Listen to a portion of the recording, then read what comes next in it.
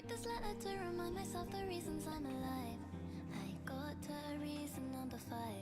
With my pen I wrote on and I tried to find words that described all the time. I caught myself and realized there are good things just ahead of me.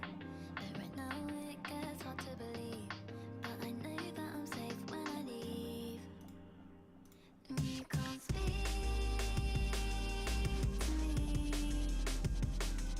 And I can't receive the words I know you need. You think can set me free. It's your song. I love this song. I love Pink Panthers. I was broken, but a little part of me thinks I love the beats. The liquid, well, not necessarily liquid, but the DNB.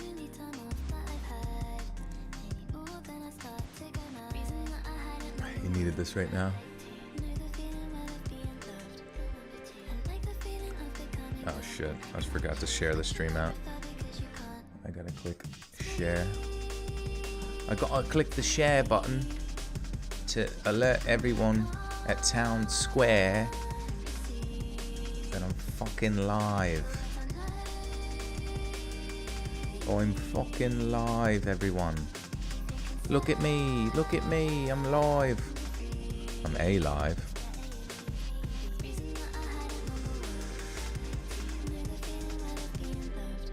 Okay, it's been done. I have tweeted. How exciting is that? I'm glad to be the first one here. You did it. And David De La Rosa is the first one to donate with $5 Renos. Thank you, my friend. Says, thank you, Joel, for making my night. Been sick with a stomach bug. Ah, shit. Yeah, get it all out. Give your tum-tum a little break from food for a while and get some rest, and you should be good to go. You're fucking live. What a sight. Hey, listen. Can you believe it? I gotta turn autoplay off. It just like kicks in sometimes. And Nick with the 2 says, Dad, is that you? Dad? Hey, listen. Father? Faja? Have you arrived?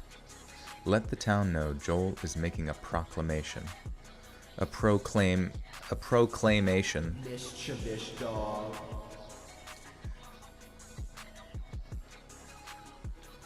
Hey! D-Shore. I'm gonna just...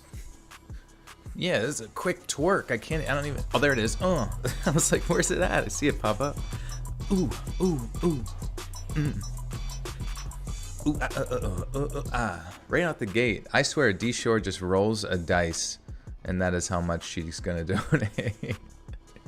But D-Shore, thank you so much for the $37.04. Hello. Good to see you. That is an early twerk. Really warmed me up for that one. Thank you so much, D-Shore. And Jacob, welcome back to the Buttersock Cult. For 4 whole months, says I'm going to give the Buttersock Cult another speech. Joel's heart, his sweat, his blood make the Buttersock Cult what it is today. Jacob, I'm glad you're here, my friend. I was gonna request something from you, and since we're talking about speeches, and since you're such a good speech writer, I just want to say I appreciate all your support, especially within the speech writing category. And I was curious, and it's totally up to you, but if you would be ever so kind as to focus almost, I would say 100% of all future messages, aside from kind interactions with other people, if you were to be able to focus those interactions specifically to just writing these speeches, that would be awesome. And it's not that we don't appreciate hearing updates about your family, which is a great thing. It's just that I think for your own privacy's sake, maybe we shouldn't kind of float out their business out into the world as much, as well as your own business. So, feel free to share that amidst your own family, and we appreciate you. But right now, I'm going to need you to just pump out those speeches. Not pump them out, but you know what I mean? If you do decide to write me a speech, that would be the most preferable thing you could possibly do. So thank you so much. Beefy, you remember you donating 3 times. Well, thank you, Beefy. Either way, good to see you. Yo, yo. Nate with the 5 says, new here. I love your podcast. Thank you, Nate. Good to see you. Thank you so much. For anybody who's new to the streams, as you can see, there's a timer on screen for the first 20 minutes. We kind of let people chill here for a little while. Get as YouTube starts to notify everyone. You know, click that like button. Click share. It is oh so helpful. And then at that 20 minutes, then we'll completely switch up the vibe to spooky recording stories vibe. And Hannah's here, Fry's here. What's up, guys? Mods are in the house. Are you a gamer in your world? Guaranteed gamer. Everyone's a gamer, really. Also, Turtle, good to see you, my friend.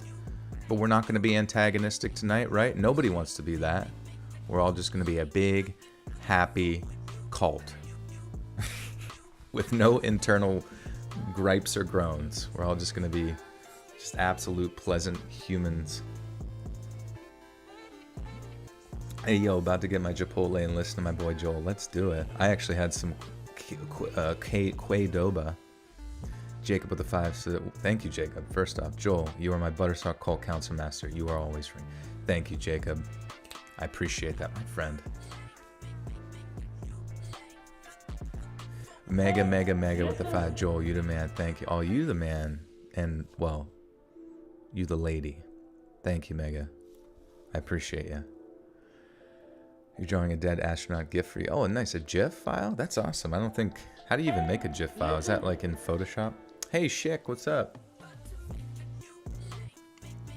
Can you be mod? I can't. I can't just go handing out mod willy-nilly. Though I do appreciate the enthusiasm for show. For show. And Lynn with the 2 says, finals this week. This makes it so much better. So much butter. Oh, so much butter. Yeah, finals week sucks. It's so stressful.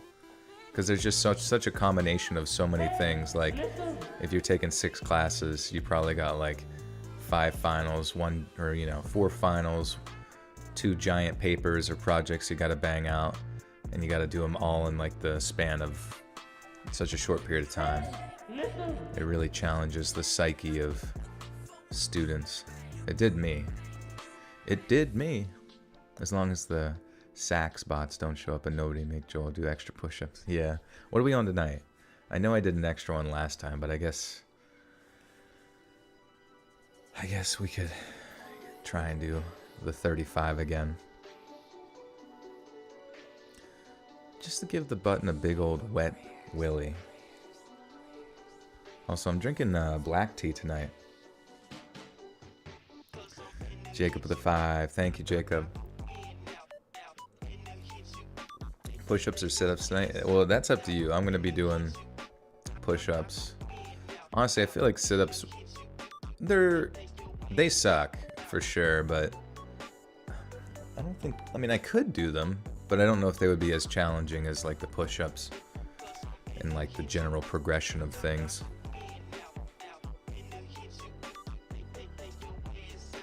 What do you have to do to be mod? Well, I don't really think, I always have a rule. If someone really wants to be mod, that to me is usually an indication that they shouldn't be mod, because a thirst for power, even though it's not like some crazy amount of like warlord power or anything like that, but a thirst for power usually is an indication of just not quite ready for that power.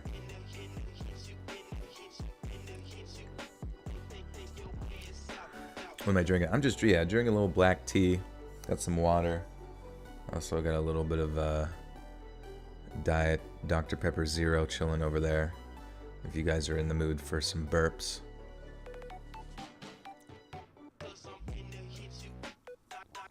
Starting to watch you every live stream now. You're awesome. Thank you, Chris. Do I drink coffee? I just bought a percolator for the stove. Haven't tried. Oh, nice. Yeah, I do have a percolator. So I love coffee. I really can't get enough of it. I think I have developed a bit of a caffeine addiction because I'll drink like an extra espresso coffee, usually earlier in the day, and then at some point have like a Bang energy drink, and I used to get real bad anxiety, and now I don't feel anything anymore. I don't know. Which just means I probably like burn out my adrenal glands to the point that if I saw a bear in the wild, I'd feel nothing and probably get myself killed trying to pet it because I didn't release the appropriate amount of adrenaline. Adrenaline. Is this Freddy Dread playing? Let me check. This was Von Storm. Wait, I can scroll down. Von Storm, Knock the Wind Out. And it's on a playlist on Smooth Sound's YouTube channel called Hyperphonk. Phonk. I love this type of music.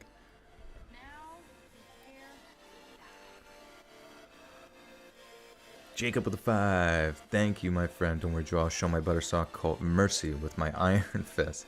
But I will not show. Yeah, don't. No mercy for the intruding bots. We must defend at all costs. Grandma with the 7 Canadian maple syrup dollars for your tea, the non-drama kind. Thank you, I appreciate it. This is a no drama zone, my friends. Ain't got time for it. When Joel has prior medical knowledge and yet still drinks energy drinks. Yo, for real though, that's like the definition of addiction, I think. That's how powerful it can be. And also, I highly suggest no one drink energy drinks and moderate their caffeine intake. What's up, Robbie? This is the best live I ever had the honor to heat. Thank you, Patrick. I appreciate that. You love espresso. My daughter got me hooked when we traveled to France. I blame her. Yeah, those be good. Hey, listen. Hey, Clara, congratulations. Happy and healthy, that's what I like to hear. Bots, more like knots. Garlic knots.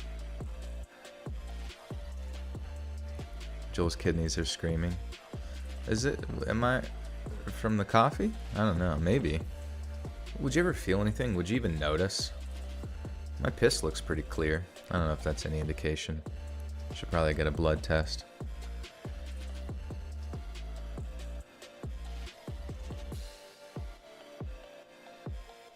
Garlic knots. That's like my favorite thing to say now. They're like, just eat your garlic knots and be quiet. That's what they really want for you. Dang, don't know if to work out and listen to Joel music or Joel. That's how much I love your channel. I guess it just depends. Like, for me, I definitely feel like I would need like some beat inspired. Sorry, I had to turn that down a tad. Oh shit. Oh god, everything froze for a second. I got a little worried. That's how fucking old this hard drive is. What's the dance guy saying when someone donates? It's from Legend of Zelda Navi saying, hey, listen. That or it's a twerky twerk song. You drink Mountain Dew for desperate and sometimes necessary caffeine intake. Only occasionally though. Yeah, I remember I used to like house Mountain Dew when I was younger. It was like the worst thing I could have done to my body because as a kid, you know what I mean? Caffeine and, you know, high fructose corn syrup. Just not the coolest thing to get your kid addicted to, you know what I mean? Animal Crossing and horror stories, nothing better. Yeah, how's your island looking?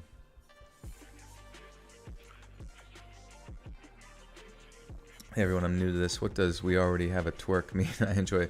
Yeah, so basically anytime anybody donates a big donation, which is categorized at least within the donation notification system as like $30 or more, I just involuntarily start twerking out of nowhere. I just can't quite control it.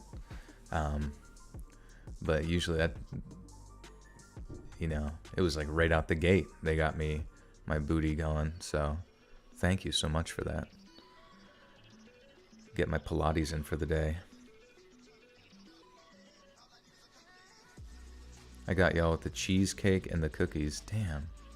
It's just a straight up bakery at Grandma's house. Hey, listen. Jacob, thank you so much for the 5. If it's okay with you, I would just, for things that you write within the chat, I just think it's important that maybe people leave the privacy of their family out of the chat, you know what I mean? And maybe just focus on the here and now, you know what I mean? The friends that you make along the way and the fun that you're, individually having, you know what I mean? What's your top 10 favorite movies? Well, I've definitely touched on a few of them before. I love, and honestly, sometimes it changes depending on if I've like seen one recently and I'm like, oh, that was so fucking good. But, Sampai, what's good? Pre-arrival. But like Saving Private Ryan's awesome. The Fountain, if you've seen that one's great with Hugh Jackman and Rachel Weisz. Gladiator's always a classic. Ghost in the Shell, the animated like 1995 movie, is like one of my favorites. Just a lot of like, I love it because it's like action, but a lot of philosophy as well. So it's just, I love movies that have like philosophy involved and really make you think. The Shining was a great horror movie I've talked about many a time. Huge praise for like just the subtlety of how terrifying it is. Like the more you dig into, thank you, Carmen, I appreciate that. You make your twerking noise sometimes you drive. Good. It's what you should be doing. It's the natural way of things. Got a Pez with the 5 says, Joel, your B-Day is coming up. You're going to run back last year's insane drunk B-Day stream. That was ridiculous fun. I vote you blow it up for the fans. Oh, yeah, we're going to be going in ham. It's tradition at this point. Got to do the peanut butter whiskey, the screwball, for all of those that are free and obviously 21 or older, depending on where you are in the world. Join me. Have a drink with me. This June 4th. What do we got? June 4th is a Saturday. So yeah, June 4th, I will be streaming. Maybe I'll do a little community post, a little social media promotion. And I hope you can be there.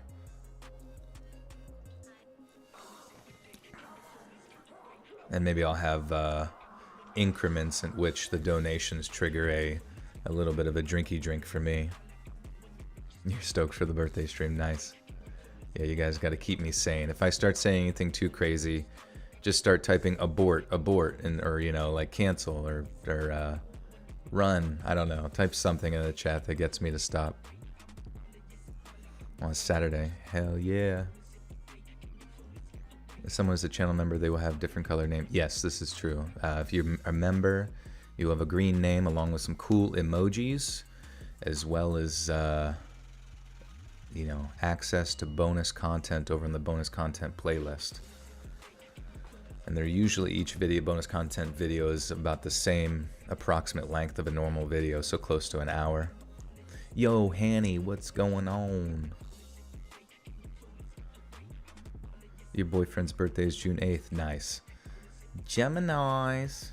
Oh shit, Beefy, your birthday's June 2nd. Nice. June babies, let's go. Well, another 2 minutes, my friends, and we'll kick it off. Guess what tonight's stories are? We got farm stories.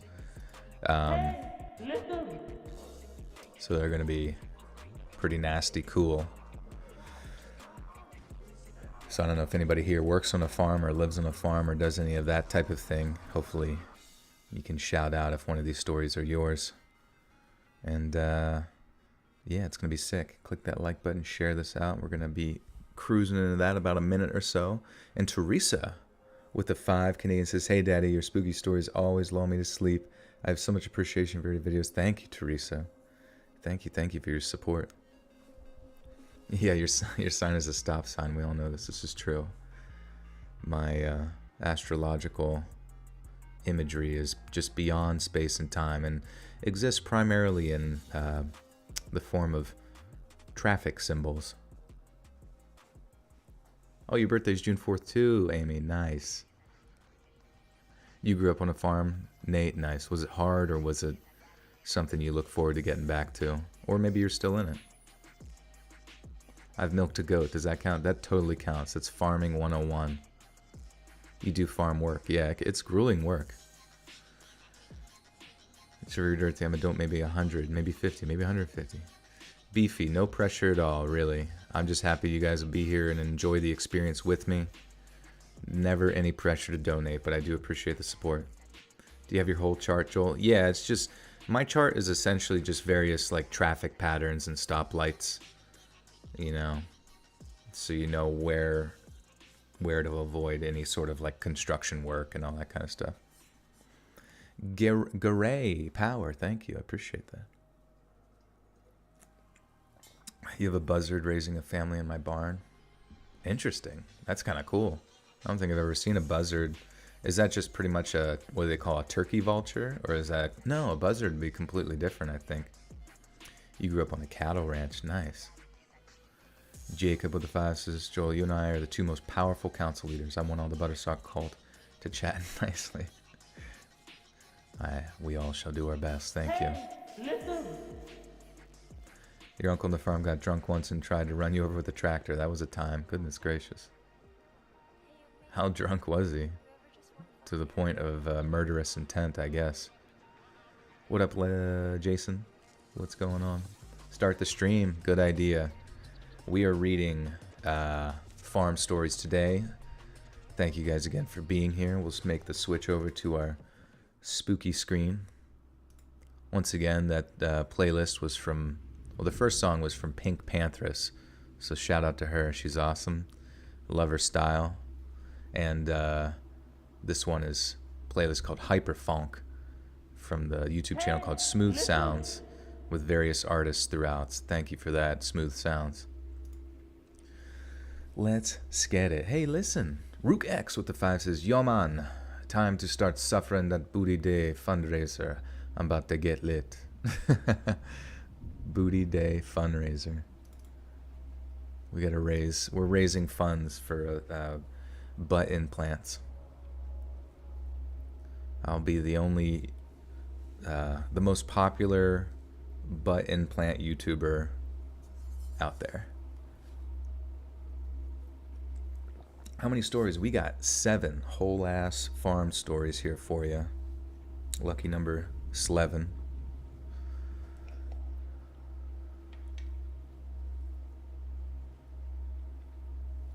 You've grown corn in the front yard. That's pretty cool. You must have had some decent space to do that, because you don't really see that commonly on just conventional grass yard or like a neighborhood. What it do, boo? Boo boo. Like that man that got, what is it? Oh, for a dare, and then he kept them because he liked them. Damn. Joel is a robot. This is not untrue. Sandra with the 5 says, I'm making it my goal to finish my squares for my blanket this stream. You streaming, I'm crocheting, only 9 more. Love you, Joel and Pradeep. Thank you, Sandra. Yeah, which update on Pradeep? He is not here. He's so sneaky. I remember one time I was like looking at my phone in bed, and I put down my phone and his face was like literally just like right behind it. Like he was that fucking stealthy. I just like didn't even notice him, and I was like, ah! It was pretty funny. Chocolate pie tonight. Let's go. All right. Enough jibber jabber, Joel. Time to give the people what they want.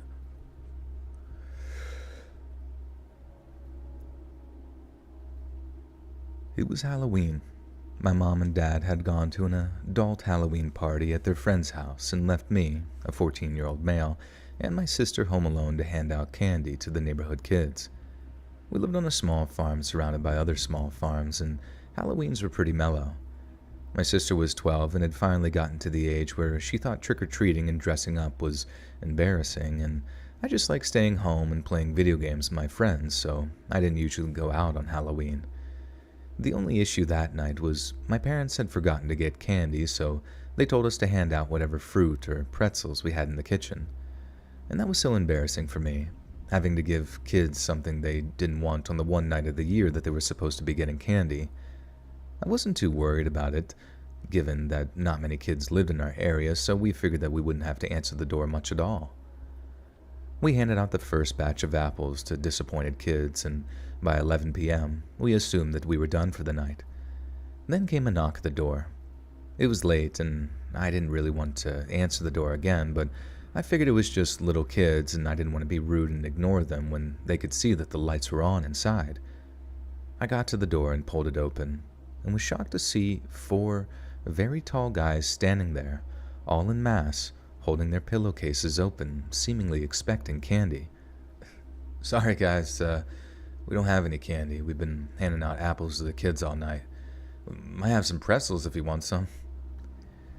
The tallest one in front just tilted his head at me almost like he was confused by what I was saying, but none of them actually spoke. I didn't really know what else to do, so I started to close the door. When I went to shut it all the way, one of the guys put his shoe between the door and the door frame to prevent me from closing it. I opened the door again and asked him what his problem was, but instead he and his friends just pushed their way inside. I immediately yelled for my sister to run and hide from being... Oops, Jesus. 0 to 100 house invasion story right up the gate. What up, Oxy? What up, Lo-Fi? How's everyone doing? I think we're doing good. We're doing schmud.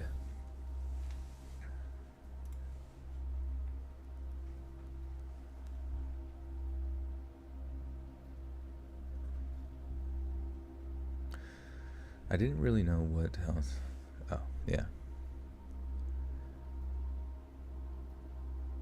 When I went to shut it all the way, one of the guys put his shoe between the door and the door frame to prevent me from closing it. I opened the door again to ask him what his problem was, but instead, he and his friends just pushed their way inside. I yelled for my sister to run and hide before being shoved to the ground. One of the intruders pulled out a bat out from under his robe and in a low, deep voice said, "We didn't come for any candy." I managed to get onto my hands and knees before being kicked in the stomach, knocking me to the ground once again. I tried screaming, but the thing about living on a farm with more land between you and your neighbors than the average neighborhood is no one is going to hear you scream when you need help, but I kept screaming anyways. It's Halloween. You really think anyone's going to think twice about a kid screaming?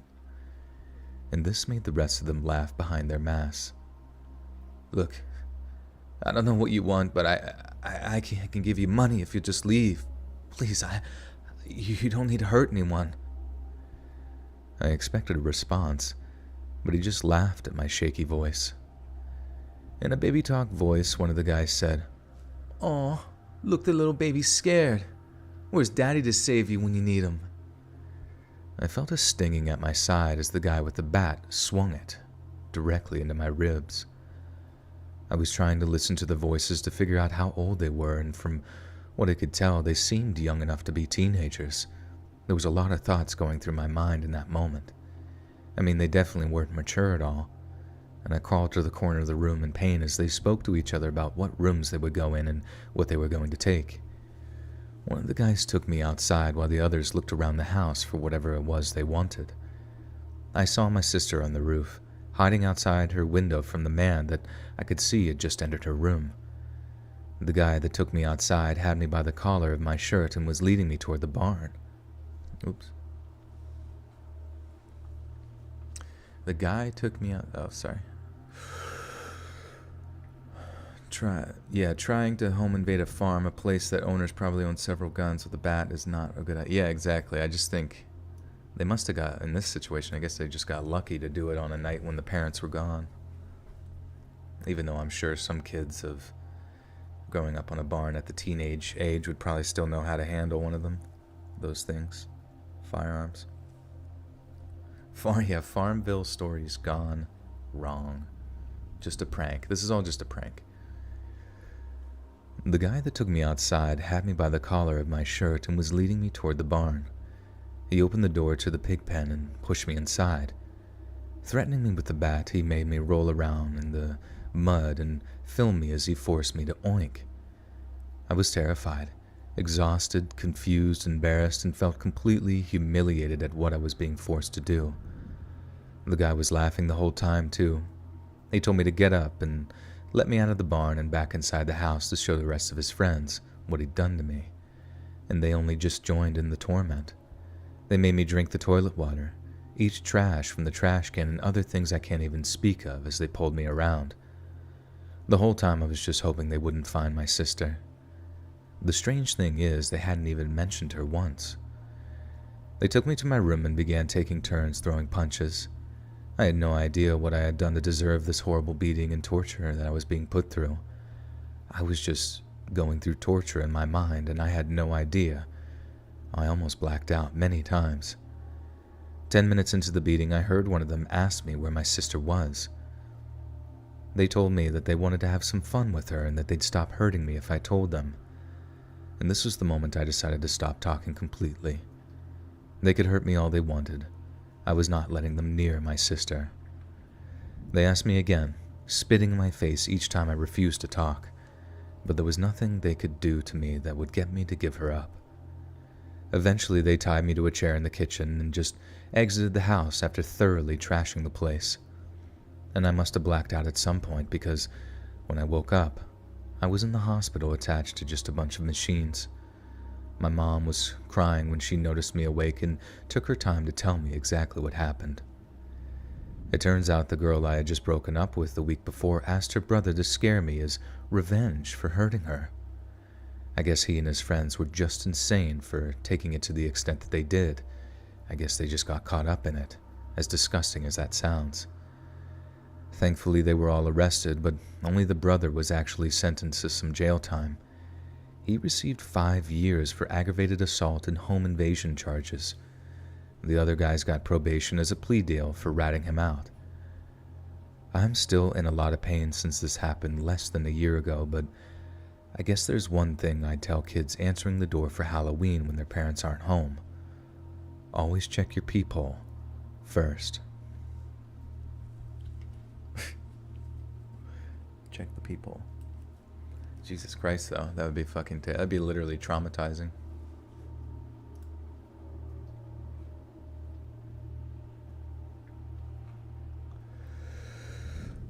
Jesus, take the wheel. It's fun to scream at random, non-driving moments. Everyone should try it a few times. Happy Cinco de Mayo. Who had tacos? I did not, no. Oh, wait. I guess I kind of did if I went to Cordoba. It was just in a bowl rather than a taco wrap. I celebrated indirectly. Always check your people. I don't know. I feel bad like saying anything from stories because I don't want to like, you know, disregard the author of the story in sort of a disrespectful way. You know what I mean? But yeah, checking your pee hole does sound, or peephole. So never mind. Okay. So that was story 1. Pretty fucked up. Pretty fucked up if you ask me. You sleep with the shorty shoddy in the apartment. Hey, you got to protect yourself. You know, a lot of people sit there and pretend as if though like the world is some like perfect place and that you're never going to be in a position of vulnerability. But the more prepared you are, the less you'll be saying that you regret it later, you know what I mean? My work colleagues had tacos, but I just watched through the screen because I work from home. Oh, nice. Hopefully soon they'll add smell-o-vision. I killed that reading, thank you. Absolutely fucking murdered it. What inspired the channel? Have you always really liked scary stories? I wouldn't say I always really like scary stories. I mean, I definitely had an appreciation for horror movies and stuff like that, but I just really wanted to try YouTube because, I mean, literally to be as honest as possible, like back in 2014, I'm sure we've all said it many a times where we watch like somebody on YouTube with like 1,000,000 trillion views on something. You're like, I can fucking do that.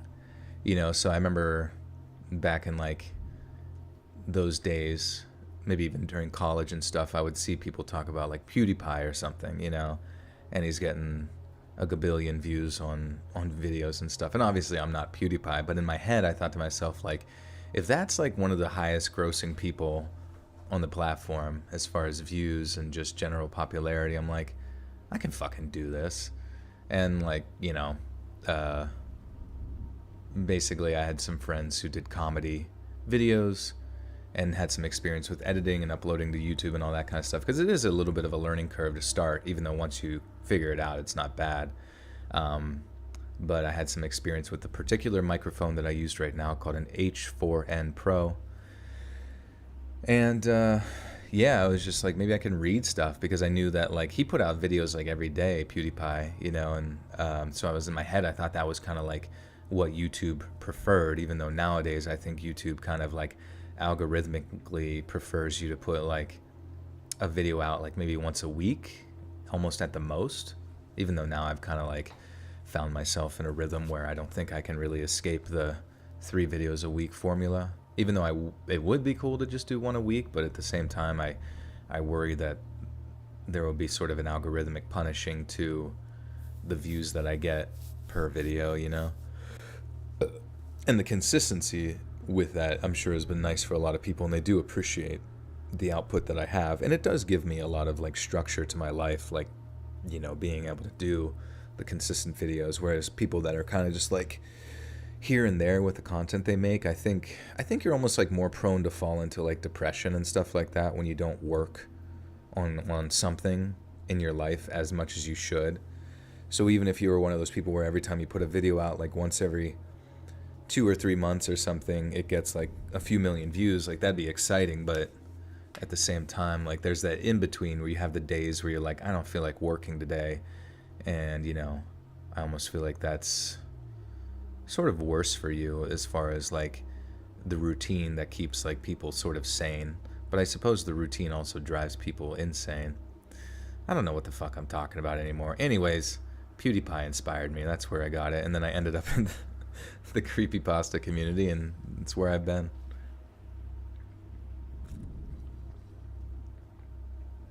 The bleak wasteoid void. Yeah, I guess it just depends on your philosophy. You know, it's pretty easy to fall into nihilism, but I do believe definitely that like it's good to be a realist, you know, to not be some idealist who thinks that the world is perfect and that you can fix it.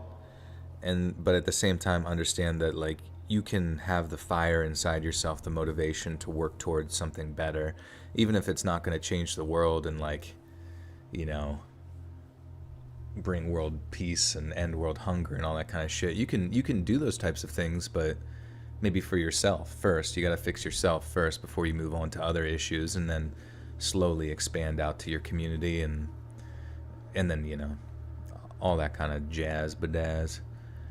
Rydal Rising, welcome back for 17 months. Rydal, how do I not remember your name? 17 months. Did you change your name? Love the episodes, my guy. Thanks for keeping my long hours of work feel short. You're welcome. And thank you for the $20 arenas, my friend. Yeah, normally I remember everybody's name, but for some reason it's just not popping in my head. But thank you so much. I appreciate it. It's good to see you. Unless you kind of been keeping low-key for a while and I just got away from you. Hey, listen. Did that just say skittish dog? No, it says mischievous dog. Oh yeah, of course, you know I'm being sarcastic. My nihilism, though, one does need purpose to persist without depression. Yeah, and I think like in the concept of depression, like as I started like developing just like this sort of theory, and I know it's not like perfect,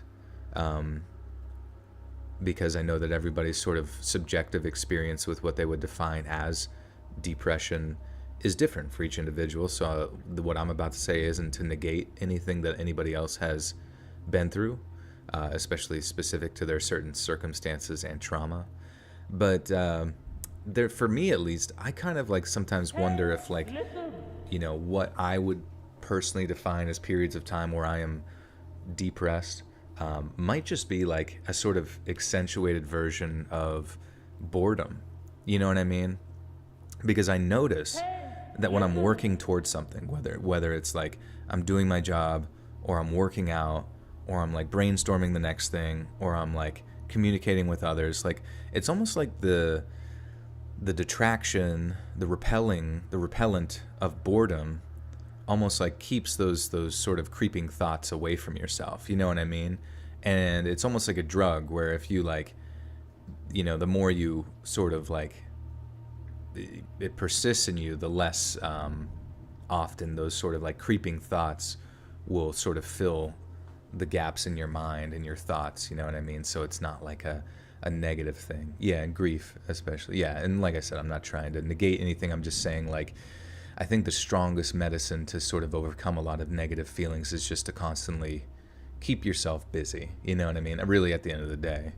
And that's just my thoughts, but obviously I'm open to other people's ideas as well. D Shore with the 1020 says, wise words from such a young man, really great advice. Oh, thank you, D Shore. I appreciate that. And thank you for the 1020.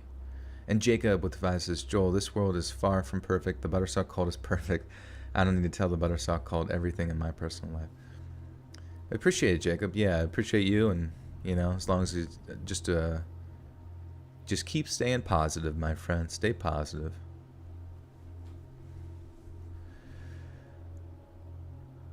Your depression's sitting with your friend now. We're trying to find some kind of regimen for her, and it's so exhausting, but she's getting better. And that's the thing is, like, I think that's so important for people to be around others because, like, they always talk about time healing wounds and all of these particular things. And I really do think that's very true because if you do look at the body from a perspective of just being very biological, the particular things that might heighten someone's sort of depressive state in that current mode of thought of chemical release, I imagine just your mere presence is so important because it's like your existence there is important for their mind and gives them purpose, but then also the duration of time as those negative thoughts and those negative, I guess, chemicals, you could say, as ambiguous as that sounds, it's more conceptual, I suppose. But over a period of time, that should, to a degree, dissipate until they get themselves, really, is because it starts with themselves back on track, You like sharing things that amaze you? Well, that's good, yeah.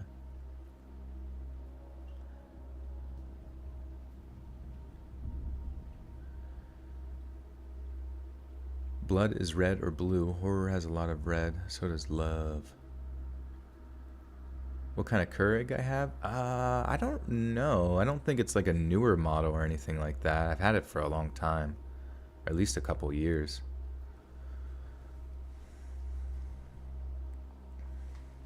Who the fuck is Joel? I don't know. Never met him. Never heard of him. Alright, story numero 2. It was March 20... Oh, shit. I didn't press record. It was March 28th, 2000. My husband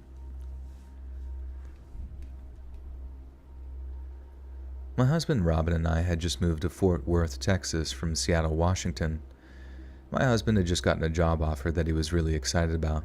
In his words, he just couldn't pass it up. He's an architect, and the firm he wanted to work at was down there, and I couldn't say no. He was so happy, and I was so happy. Oops.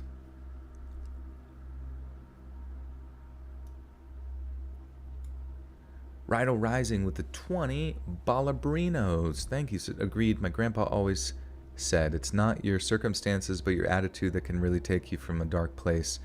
Also, keeping a consistent kind of scheduled pace always helps. We humans are creatures of habit. Yeah, and that's the interesting thing, too, is that, like, we do crave adventure, and I think adventure is really good because it sort of gives you those perspectives a lot of the time that you might not have otherwise had, even if you think you can kind of think them in your mind, those adventures that you read. I don't know who it was, if it was C.S. Lewis or something, or was it Tolkien who wrote this, or you know what, I have no idea. I'm just going to say some random writer from a long time ago, you can look it up. But they were saying that, like, they'd much rather experience one adventure than write 100 of them, you know what I mean? Because there's just something invaluable in just real life experience, you know what I mean? Just being there as opposed to just like thinking it in your head, you know what I mean?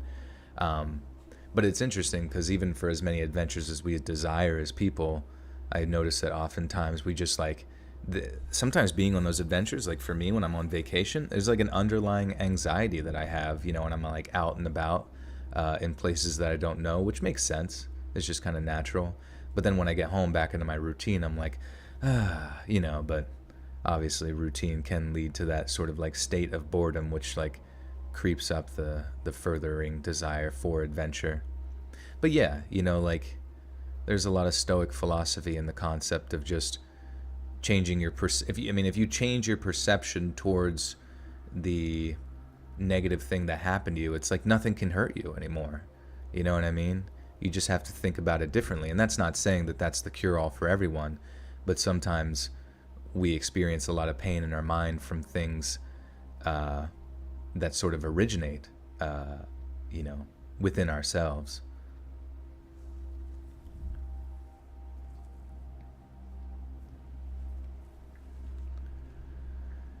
He was so happy, and I was so happy for him.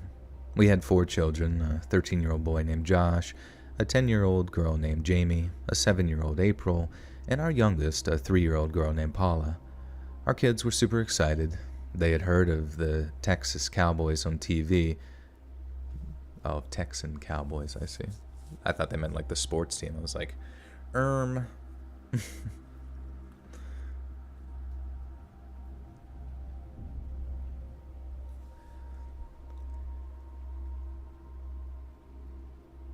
Our kids were super excited. Fuck, I got lost there for a second.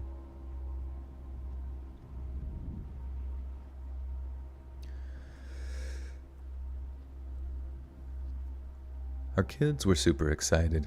They had heard of cowboys on TV, and they kept telling all their friends that they were moving onto a farm with a bunch of animals and that they were going to be... Oh, shit.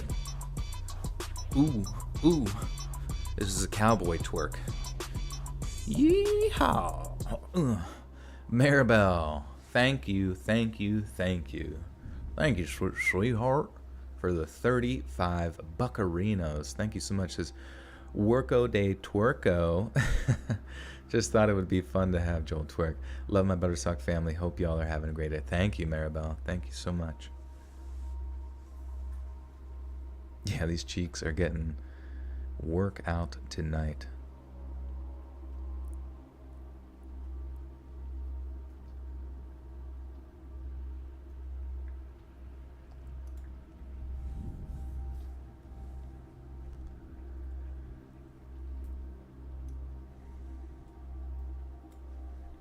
This is the cowboy twerk. Want some jelly beans? They had heard of cowboys on TV, and they kept telling all their friends that they were moving onto a farm with a bunch of animals and that they were going to be farmers. It was really cute. When we first got to our house and the farm, everything was very peaceful. We moved in early March and got mostly settled about 2 weeks later. We didn't have any animals in the farm, since we were still in the process of getting into a routine with the kids. Their school was about a 15-minute drive from our house, and we weren't comfortable at the time sending them on the bus. March 28th started out regular, just like every other Tuesday we'd spent in the house thus far. We got the kids ready for school and headed out the door. My husband went to work, and I came back with Paula. She was like a mini-me in every way, followed me everywhere. I adored her, and I like to think she adored me. On his way back from work, my husband picked up the kids from school. They got ice cream on the way home, and we were pretty riled up from the... They got ice cream on the way home and were pretty riled up from the sugar rush. When they came inside, I had them do their homework, and as soon as they were finished, we sat down to watch some TV. It was in the evening hours of the day when all the chaos started. Sirens.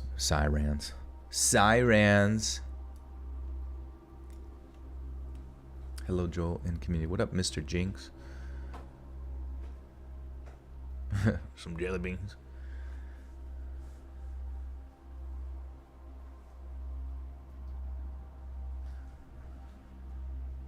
Once I hit 1,000, I'm challenging you to an arm wrestling match. 1,000 what? Also, I feel like arm wrestling is such a terrible idea, because you always see those videos of like people arm wrestling and then their like arm comes out of socket. And I feel like it doesn't really require that much pressure to like dislocate your elbow or whatever it is that happens. Sirens. Sirens began blaring all around us. We lived in Seattle all our lives, so we'd never really experienced anything like that before. My husband immediately recognized it as a tornado warning, and he told us all to get into the bathroom and close the door. Our house had no basement or shelter, so we had to make do with what we had. I'd never even considered tornadoes could be in our future when we'd planned to move. All 6 of us huddled into the bathroom. We laid on top of one another to try and hold each other down just in case. My husband was on top, shielding us with his body. The house started to shake, and our daughters started to cry and scream. Paula was grabbing onto me as tight as she could. Joss was trying to act brave, but I knew that he was terrified. The look in his eyes as he stared back at me said it all. The sounds of windows breaking and debris flying had become louder and louder as the minutes passed. I was praying for my children's lives, for all our lives. This was not our time to die, I thought. All I could think about as the ground shook underneath us was how they still had so much of their lives left to live.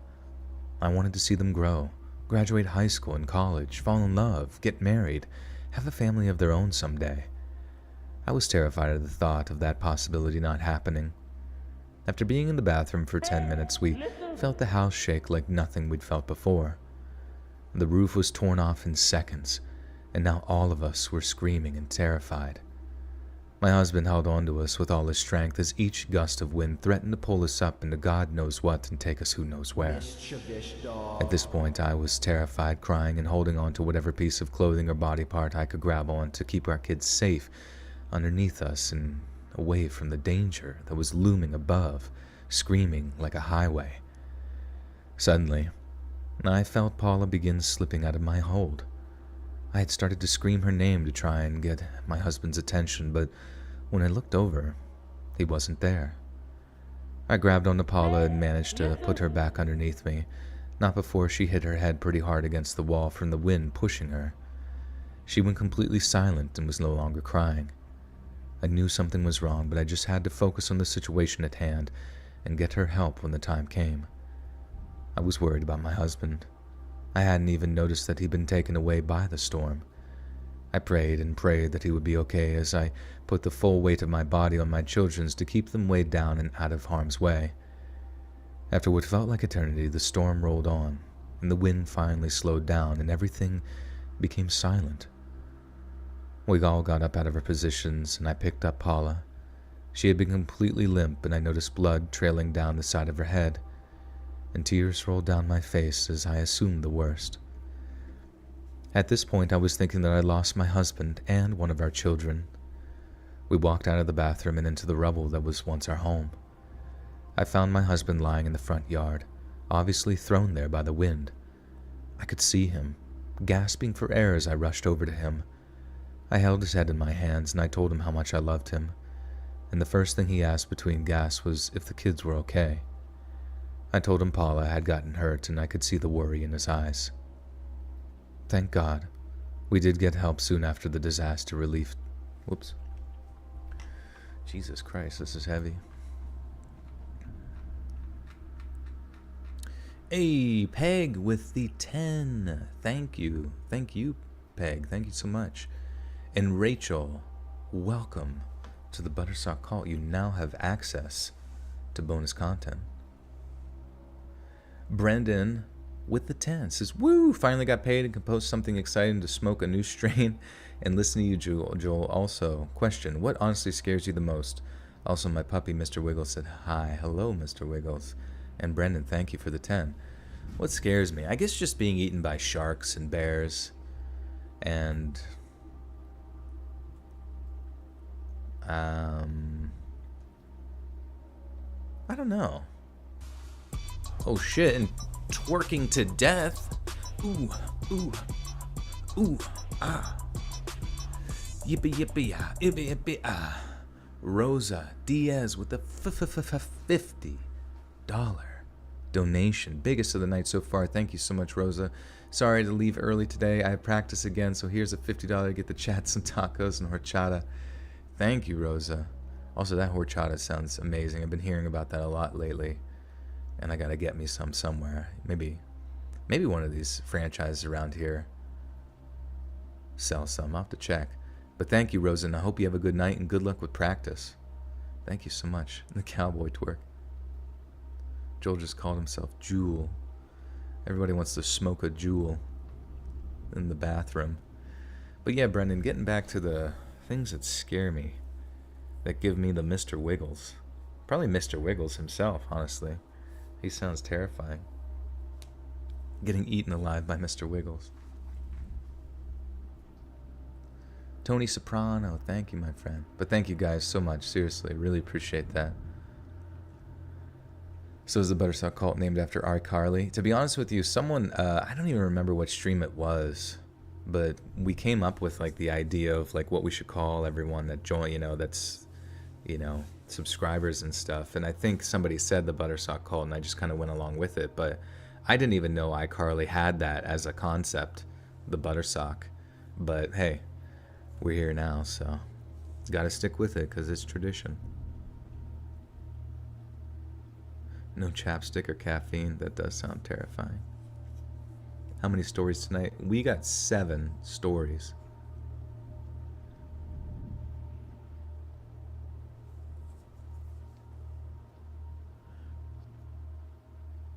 Does the Corn Man cart go in your hood?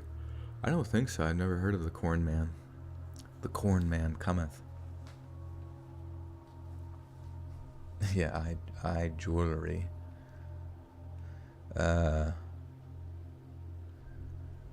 We did get help soon after the disaster. Oh, soon after from.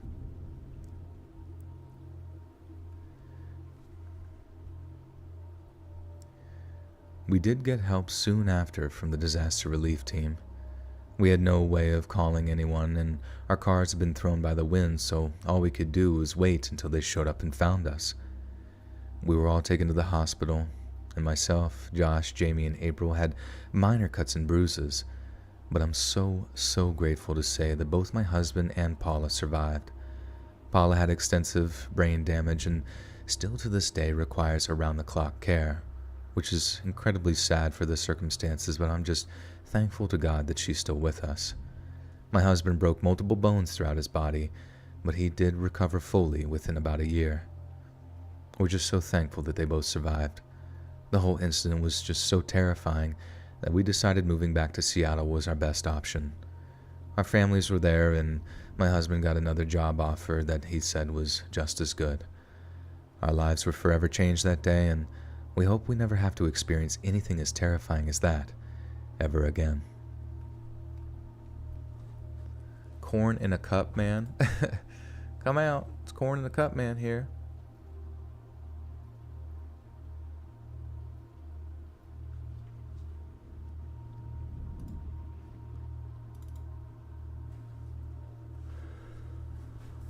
You live in here.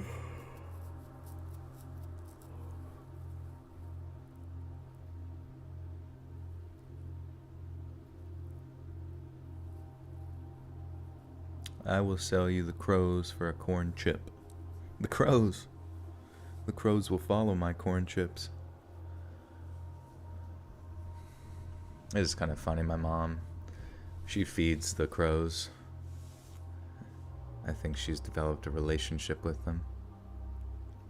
Summer, Markayla with the 10 says, I'm stuck in the airport waiting to board my delayed flight. So glad you're live right now.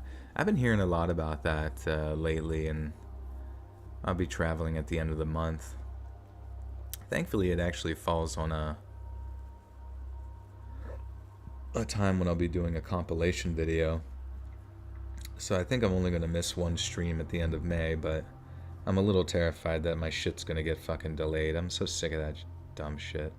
And I feel like it's been getting worse for everyone. I honestly just feel like I've been hearing anecdotally that people's flights are getting delayed and things are getting more expensive and blah blah blah.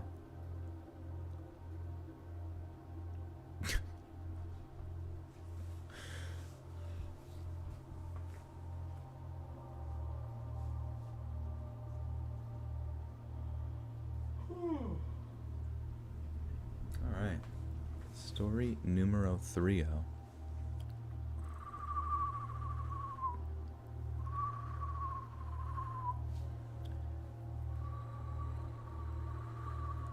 So weird, when I was walking downstairs I could whistle with that bird noise.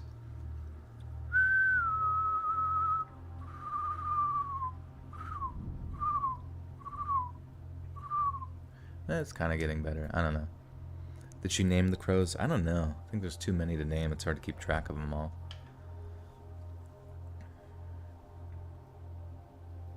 He's calling the sex bots, yeah.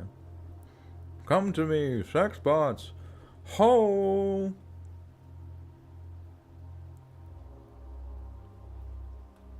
There's so many storms and tornado watches in Texas today. Makes it really hard to travel. Yeah, that would suck. We've had flood warnings around here and like tornado warnings once in a while, but it's never too bad, thankfully. Never had to deal with like crazy, crazy weather. Physically incapable whistling. Yeah, I thought that it was the other day, but I think it's finally come back to me.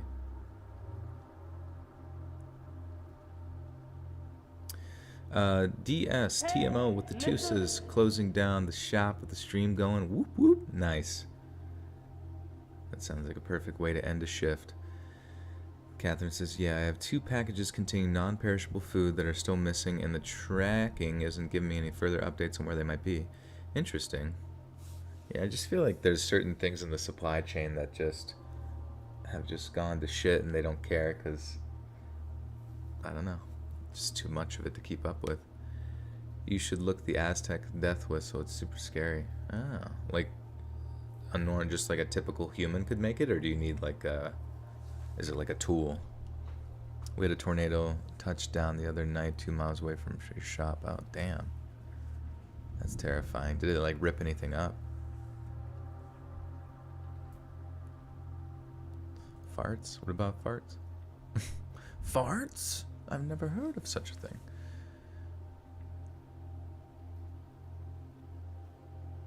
It's weird when I had never posted a thing on Instagram and actual celeb pages start following you. Wait, who followed you, D-Shore?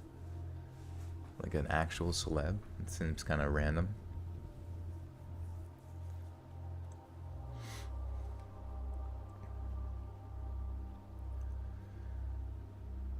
Severe drip warning coming from me. The drip is real. It goes hard. It's a tool. Oh, okay. I wonder if you can buy one.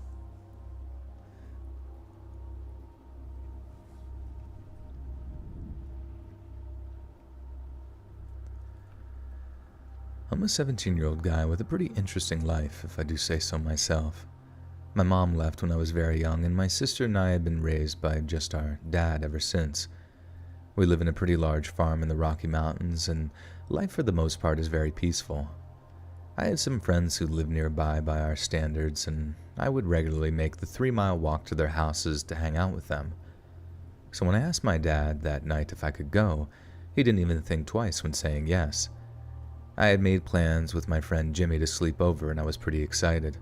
Plus, the walk is gorgeous in the afternoon sun. I was 14 at the time, so when I packed my backpack, it was only snacks, Monster energy drinks, and some pajamas. I gave my dad a hug and kissed my little sister on the forehead before heading out. The first part of the walk was just through the fields. I remember stopping every so often to take pictures with my disposable camera of the newly developing crops my dad and I had just planted a couple of weeks prior.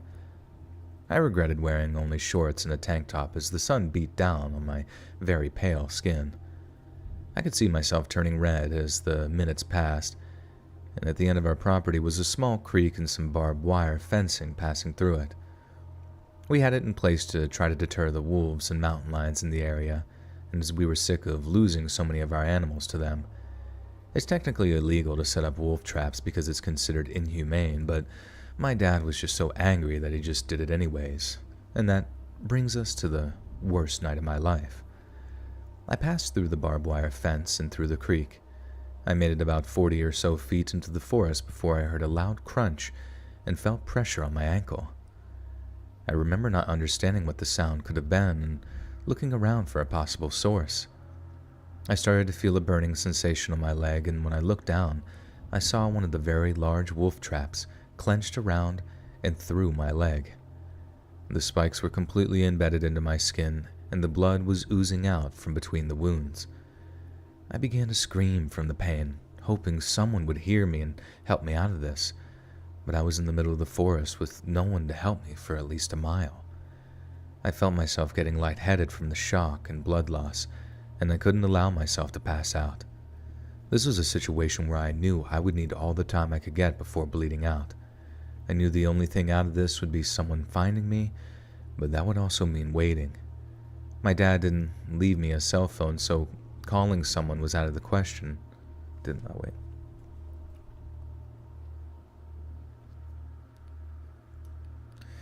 Do I think that Mercury going into the retrograde in the past few days could be a factor in some of these delays?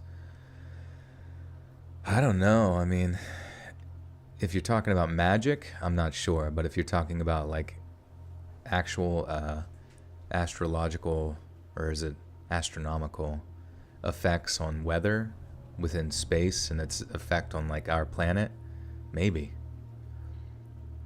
But also magic could be real too.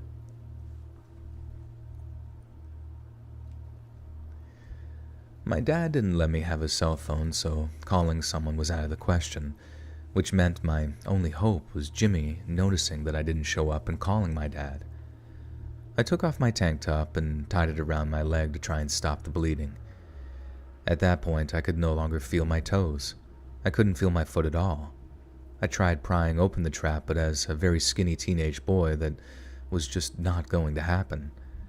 I sat there for about an hour trying to figure out a way out of this, and the only thing I could think of was that I could either wait for someone to notice I was missing, or I could muster up the courage and strength I had left in me and begin to crawl back toward my house.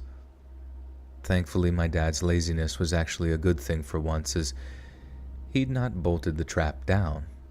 It had started getting dark at that point, so I reached into my backpack and grabbed the pajama shirt I had packed and put it on. I knew moving at night was not an option. I needed to see where I was going, if I was going to be dragging this heavy trap attached to my leg as I crawled. I found a fairly large tree nearby and in agonizing pain crawled over to it. I propped myself up against it and couldn't prevent my eyes from shutting out of.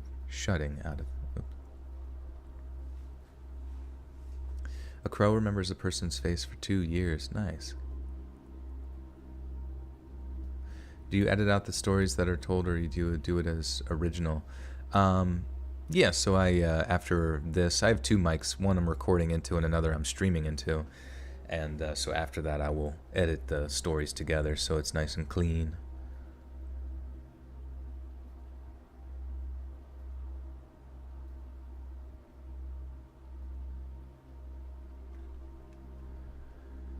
I found a fairly large tree nearby and in agonizing pain crawled over to it. I propped myself up against it and couldn't prevent my eyes from shutting out of pure exhaustion. I woke up to the sound of snapping branches nearby. I looked around, but it was pitch black and I could see nothing. I took out my disposable camera and took pictures with the flash, pointing it in every direction to see what was out there. I shook in terror when I saw 2 glowing eyes staring back at me in the distance, and some distant howling. It was so loud I would have bet my life that those wolves were standing right next to me, and the night went on for what felt like days. I managed to stay awake until the morning light started to peek through the trees, and I was relieved that there were no longer any animals surrounding me in my very vulnerable state. I had lost all movement in my lower half of my leg, but the pain was still there in full force. I slung my backpack onto my back and took a deep breath before getting onto my hands and knees and starting to crawl back. The weight of the trap dragging behind me as it pulled on my leg was almost unbearable. It felt like something was trying to saw my leg off with a rusty butter knife. Every inch I moved felt like absolute torture, but I had to press on.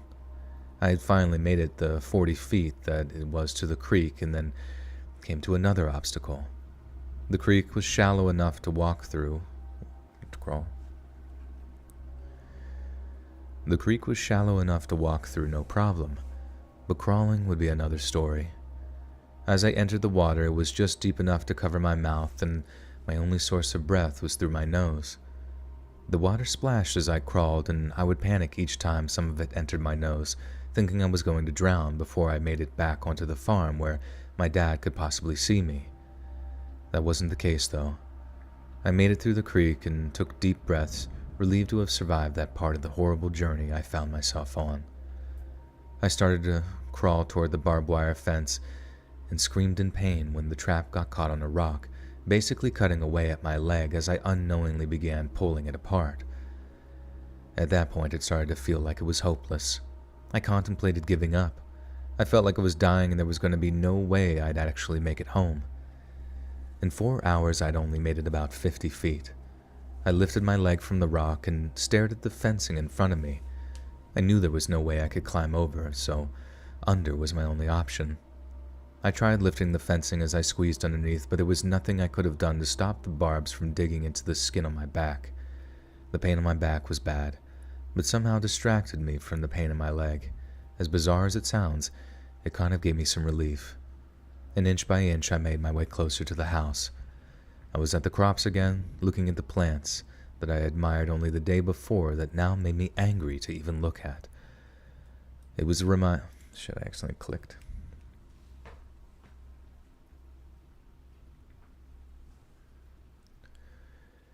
It was a reminder I was still somewhat far from home, from my salvation.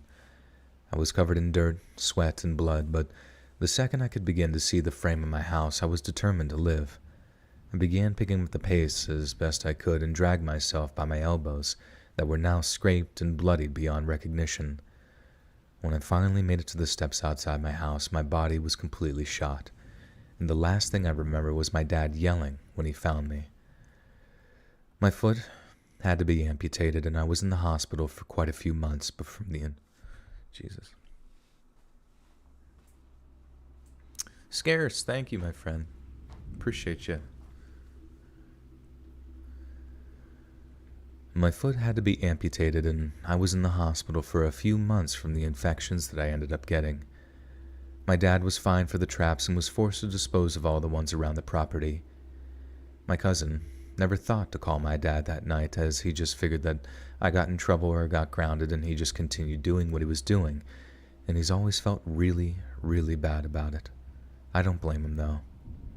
And even though the experience was horrible, I wouldn't change a thing. It showed me what it means to be alive, and I couldn't be more grateful for the lessons that I've learned.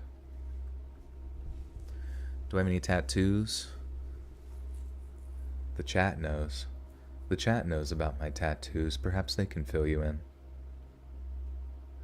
Yeah, there's a lot of scary. My uncle, more recently, he ended up in the hospital because there was some exposed aspect of his tractor, and one of his pieces of clothing got pulled in on one of the rotating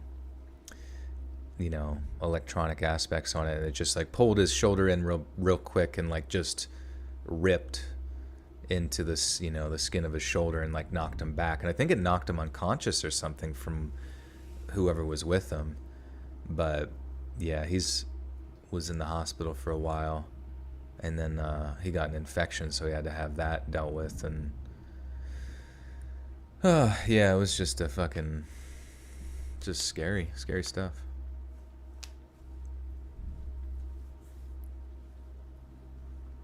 It's just crazy, yeah, when it comes to those type of pieces of machinery. Yeah, it just can happen very quickly. You don't even know it. He doesn't, I don't even think he remembers it going down.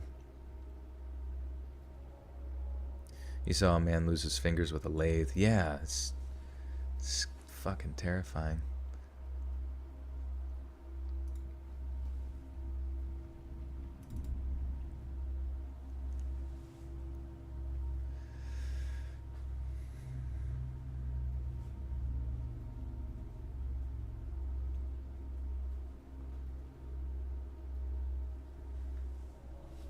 Yeah, but what does my tattoo say? That's the good part.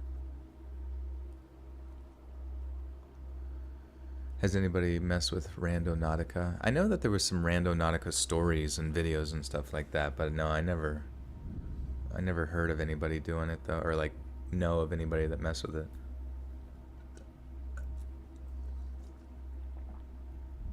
Your family member is missing 3 fingers from a table saw accident. His wife has a special pattern for his gloves and mittens. It's really... Oh, yeah. Man, that's scary. I don't know. I guess, those pieces of machinery are getting more and more, safety-oriented as time goes on. But Jesus Christ, yeah. manual labor jobs are scary. I had a patient come in after a lawnmower blade sliced his leg. Yeah, Jesus. Oh my God. I wonder how that even happened. Like, was he just fiddling with it and then it just got him or something? I don't even know. Your grandfather rushed to work in a print shop. He lost his middle finger in the printer. Oh my God. He can't even say fuck you to anybody anymore. Or at least non-verbally. Melissa, what's happening? What is this? Yeah, so I normally read scary stories on the channel. And I'm just recording them, but I also chat with subscribers. And everybody was talking about their family member getting messed up in some sort of machine accident, which seems to be very common. Did you ever read or seen The Graveyard Shift with Mangler Machine? You know, I think I did watch The Graveyard Shift growing up. Wasn't there like something to do with like rat people or like rats or something? But I do remember some guy getting like pulled into that machine and like killed. Push-ups, oh God. Joel, I have a question. Push-up time? Daddy's home. Time for push-ups. That's the thing that new people want to see as soon as they come in. Hey, what is this? Oh, I'm just about to do some fucking push-ups. How many should I do? How many are you guys going to make me do today? Yeah, I saw it when I was younger, man. It was so long ago. Can you say hi, Anthony? Love you for... Oh, hello, Anthony. Oh, hello there. Your dad shot off his middle finger with a 30-06 while hunting when he was a teen. Yeah, you gotta be careful, man. It's just fucking human horrors beyond all comprehension. 35 and be champions. Alright, let's go. This is gloriously random. I opened my phone and found this. Well, welcome, Chaz. I promise, after these push-ups, I will get to reading some spooky stories. But first, let's get swole. Who's going to do them with me? Anybody going to do some push-ups with me? You don't have to do 35. Or you can do more. Or you could do a completely different one, but as long as you do one more rep than last time, you're making progress. Am I right? Am I right? All right. Make some room. Make some room for me. For my muscles. Okay. Oh, shit.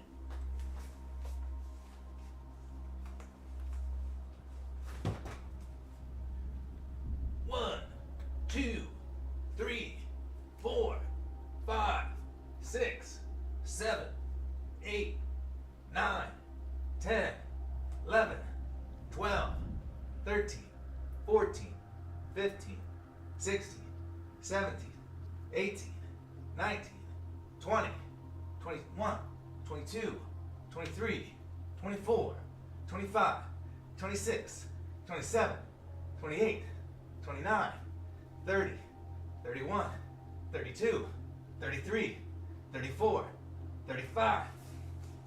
Fuck you, push-ups. I found a new strategy. When I'm counting, I can't like overemphasize the counting going to the final like last 10. What you need to do, and this might work differently for people's motivations depending on, at least for me, is like I just thought to myself, you know what? Listen. I'm going for 35, but I'll just think that I'm trying to do 45 so that when I got to 35, it's almost like I'm still in the rhythm. But in actuality, I'm fucking done. So fuck that shit. Oh my God. Okay. Wasn't too bad. That wasn't as bad.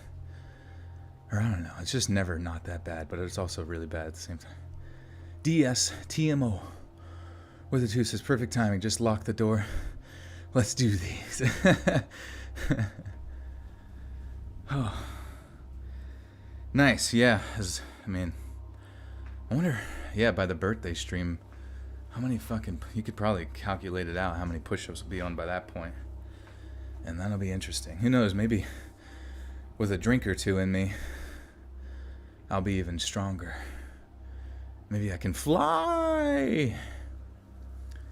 Your dad worked with a guy who was chipping out concrete from inside the drum of a cement mixer truck Driver got in, started the truck. The drum began to rotate. The inner fin sliced the guy to chunks. Holy fuck, dude. Oh my god. That's fucked. God, how do they prevent this shit? Where's OSHA when you need it? Have you ever heard that people have fallen on containers of Coca-Cola and have dissolved and mixed in with the soda liquid? Yo, where do I get... I tried Pepsi Nitro. What about, like, Coke human meat?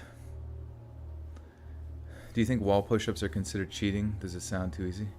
No, I mean, that's the thing, is like, if you can't do normal push-ups, or really in any exercise, like literally anything, there's always like an augmented version building you up to, you know, something more. You know what I mean? So, you know, you can't do push-ups and you do it against a wall. That's totally fine.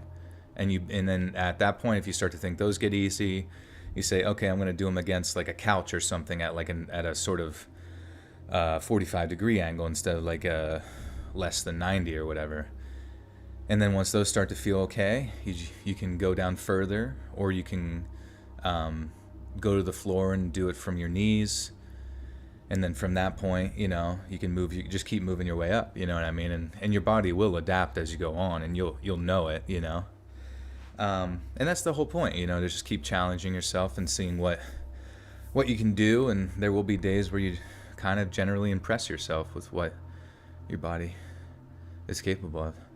Do I smoke weed? I do not. No, I don't have anything. I don't have any issues against it. I just don't do it personally because, I mean, I have done it, but I don't do it like as a regular thing for myself just because my mind's already in overdrive. I don't need to take it anywhere else. Industrial workplace accidents are some of the craziest you'll read about. So horrid and just messy. Yeah, yikes. Wall push-up to table push-ups, and then the knee push-ups, and the normal push-up. Yeah, that's a good progression.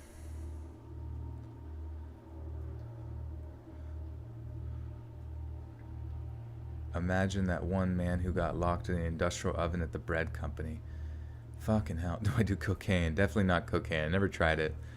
Probably would not be good. My heart would explode.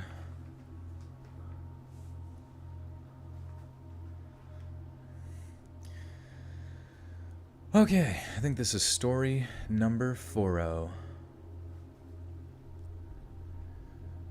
I'm a cow farmer in the Midwest. It's not the best work, but it is work, and with how hard it is to find a job with decent pay these days, I've learned to appreciate it. The job entails cleaning up after the cows, checking their hooves, milking, and helping them give birth when necessary. It's a pretty messy job when you look at it from the outside, but I've gotten pretty used to it. I don't even smell the stink anymore like I did when I first started. It used to be almost unbearable, but now, really nothing.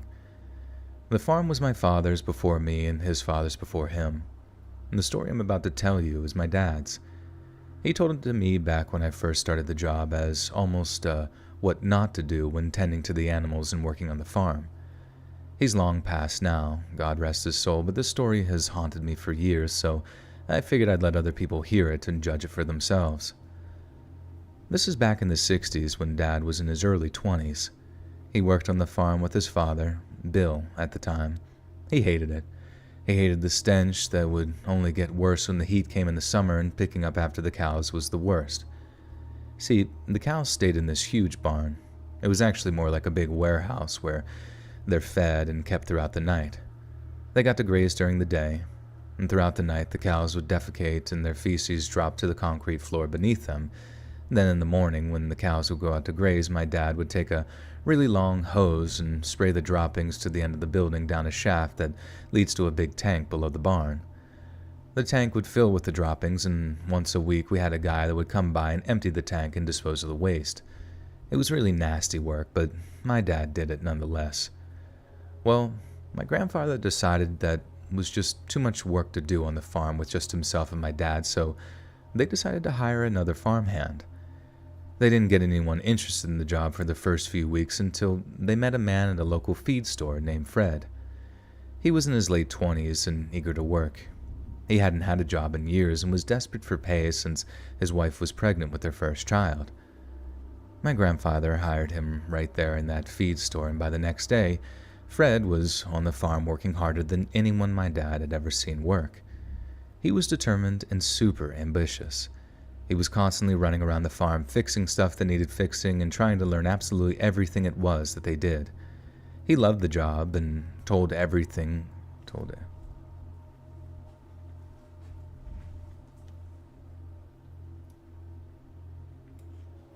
Jacob with the 5. Thank you, Jacob. Listen.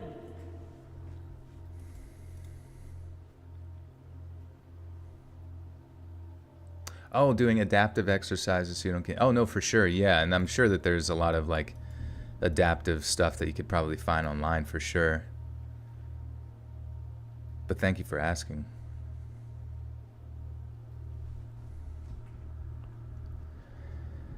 He loved the job and told everyone how he just wanted to be good at what he was being paid to do. He believed in good, honest work and that people should earn the money they're working for. My dad admitted he loved having Fred around, not just because he worked hard, but also because he was gullible and pretty easily manipulated, I guess. My dad had certain tasks given to him by my grandpa throughout the day, and each time he was told to do something, he just passed that task along to Fred. He didn't mind because he didn't know, and my dad didn't care because it meant less of the work that he hated. About 4 months went by with Fred doing most of the work around the farm, and my dad even started to find it a little funny that he really would do whatever he was told. Without question, he was happy to do it. One hot summer morning, the cows had just gone out to graze, and my grandpa told my dad to spray the droppings down the shaft at the end of the barn like he usually did.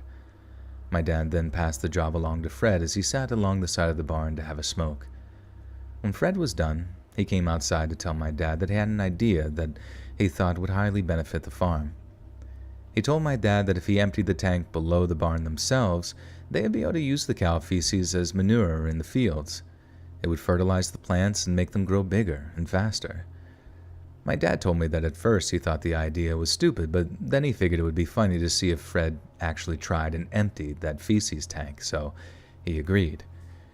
He didn't tell my grandpa because he knew he never would have approved, and he just wanted to see how this would play out. He showed Fred where to go to the release valve and empty the tank into the big barrels. He told him to be very careful and to not turn the valve too fast, otherwise the line would get clogged and they'd have to call someone to fix it. My dad then left Fred alone to do what he had planned and decided to take a walk around the barn to check the gates and make sure everything was in order. What my dad didn't know at the time was that Fred would end up turning the valve too fast, and the line would end up getting clogged. Fred would then open the tank from above and reach a pole into the sludge to try and dislodge whatever was blocking the line. My dad heard screaming coming from inside the barn, and he rushed over to see what was wrong. He made his way down into the tank and was horrified by what he found. Fred had fallen into the huge 5,000-gallon tank that had been emptied for a week and was now drowning. Holy shit. That hadn't been emptied for a week. Good God. Holy shit, this guy drowns it. Please tell, if this guy says he drowns in shit, that's fucking insane.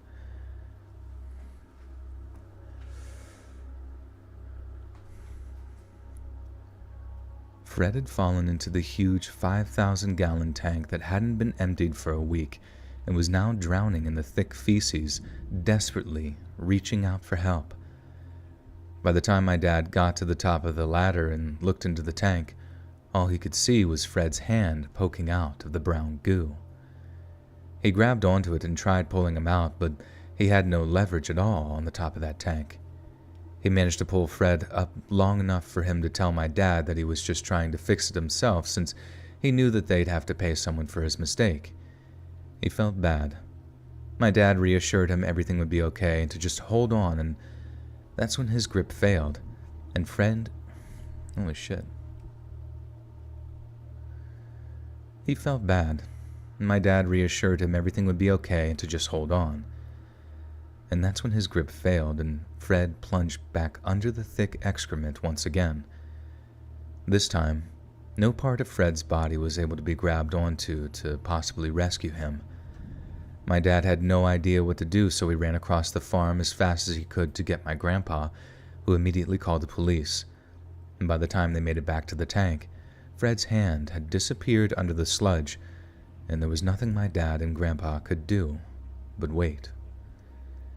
The police showed up with firemen. They didn't know much of what to do either. They ended up reaching a metal pole down into the tank with a sort of loop on the end, and when they pulled Fred out, it was very clear that he had passed. My dad was horrified and felt like it was his fault. He knew it was a bad idea, but thought it would be funny. He could have stopped Fred, but his own arrogance let him do it. Fred's wife became a widow and she never remarried. She named their son after him and eventually moved out of town. My dad made a point to work as hard as Fred did every day for the rest of his life in honor of the man whose death he felt was responsible for. In honor of the man whose death he felt he was responsible for. My dad passed away in 2018, and the last thing he said to me was to never take advantage of someone's hard work.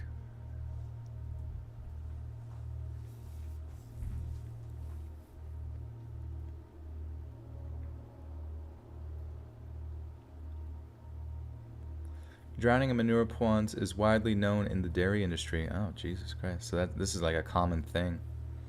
Yikes.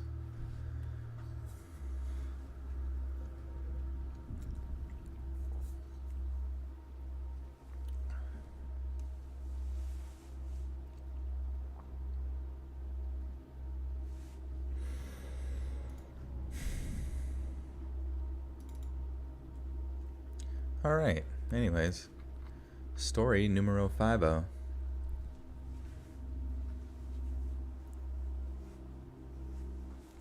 Cincinnati, 1904. 31 school children fell into and 9 drowned in an outhouse when the floor caved in. Oh my God. Yikes. Wasn't there some politician who drowned in feces or something? Wasn't that like an Australian politician, or maybe I'm thinking of somebody else?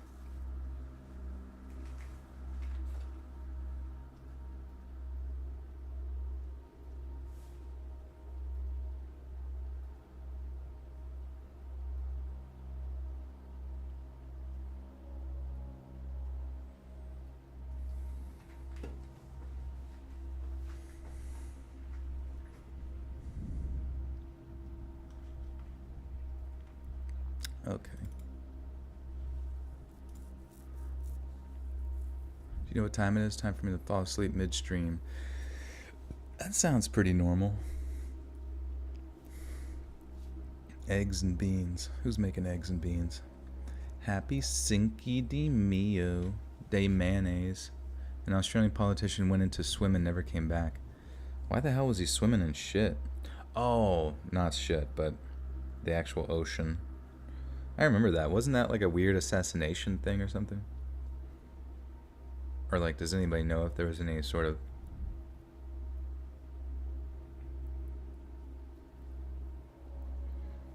Jacob, thank you for the 5, my friend. Thank you, thank you.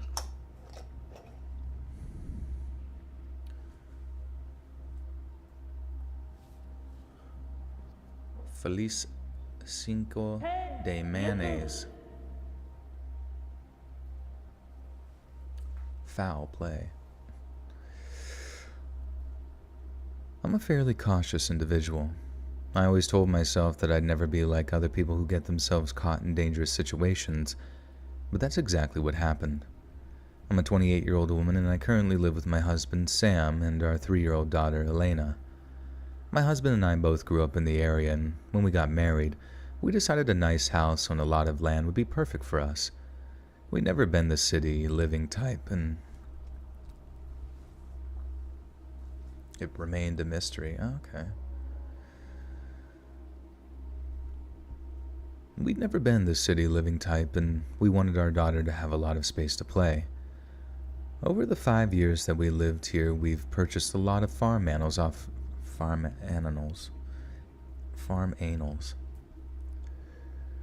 Over the 5 years that we lived here, we purchased a lot of farm animals off Craigslist. We started with chickens, and then pigs, and then eventually goats. Just over a year ago, I suggested to my husband that it would be fun to get a cow. We could milk her, and she wouldn't have to have her calf taken away like most dairy cows, so we felt that we were doing a good thing. After about 6 months with her, we realized that she was just way too much work to take care of for her and her calf, and we wanted them to go to a home that had the time to take proper care of them. I was really sad about letting her go, but I also knew it was the right thing to do. I suggested to my husband that we list her on Craigslist, and he agreed that it was a good idea, so I listed her immediately. We knew she would sell fast given that she milked well and came with her calf. With only a few hours of listing them, we got around 10 emails. We weeded out the scams, and one person stood out to us. They said that they had a 50-acre farm and other dairy cows, so they had experience. They also said that they could pick her up as soon as possible for the exact price that we were asking. And we were so happy that we were going to go. And we were so happy that they were. Mr. Jinx with the 10 New Zealand dollarinos. Thank you. Have you ever read a story that made you cry or just made you hug your loved ones? Yeah, I mean that one that we read last time about like that Texas UT or UT Austin story with the shooter. Man, I don't know what it was about that one, but that like was pretty traumatic listening to it. But yeah, I don't know about the hugging loved ones thing, but definitely, yeah, any of the stories that have any violence against like kids and stuff, man, that shit makes me feel terrible.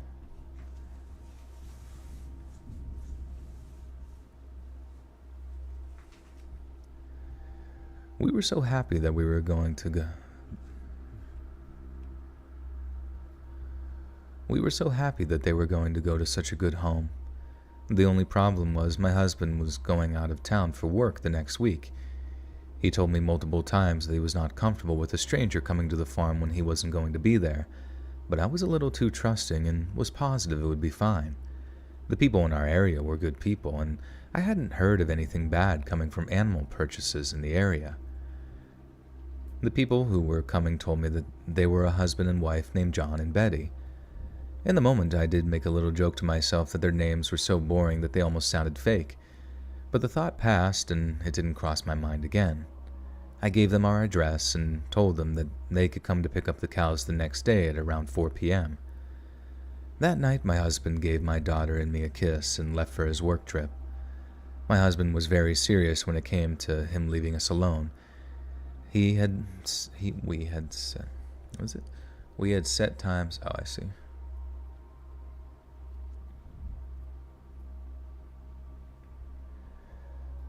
We had set times that we would call each other, and if I missed a call, he would alert the police. It may seem dramatic to some people, but it was our routine, and if it gave him more peace of mind when he left, then I was more than okay with it. The night came and went without incident. I woke up early at around 6 a.m. to let out all the animals to feed and give them water. They were also excited to be out for the day since it rained the day before and they had been cooped up inside. Elena always went out with me in the morning, and it was so cute seeing her interacting with all the animals. I let the cows out for what I thought would be the last time. I rubbed their backs and essentially said my goodbyes. At around 1 p.m., I made Elena and myself something to eat and got her dressed in different clothes for the rest of the night. We then sat on the sofa and waited for 4 o'clock to come when the cows would be picked up. Throughout the day, I'd done my routine calls with my husband to tell him how we were doing, and if I'm being completely honest, I totally regretted letting strangers come to the house without him being there. I started to have this really horrible feeling in the pit of my stomach that I just couldn't shake. John and Betty called to tell me that they were only 5 minutes out, so I went out on the porch to greet them as they pulled up. I had just put Elena down for her nap, so I was completely alone out there. The first thing I noticed when they pulled up was the mess that they were both wearing. I immediately began running back up the steps to my house before hearing one of them yell, "No, no, no, you get back here now." I get a very sick... He had a very thick southern accent that was almost hard to understand. I felt something hard being pressed to my back, and I immediately knew it had to be a gun. I asked them with a shaky voice, what do they want, that I didn't have any cash, and they quickly told me to shut up, and if I wanted to live, I'd do exactly as they said. The woman, Betty, had a very raspy voice, almost like she'd smoked for 40+ years. I could tell she was also from the South when she said that you're going to go inside and get every piece of jewelry you own, put it in a bag, and give it straight to me while John here gets whatever he wants, and you won't put up a fight. The first thing I thought of was my daughter. Fuck.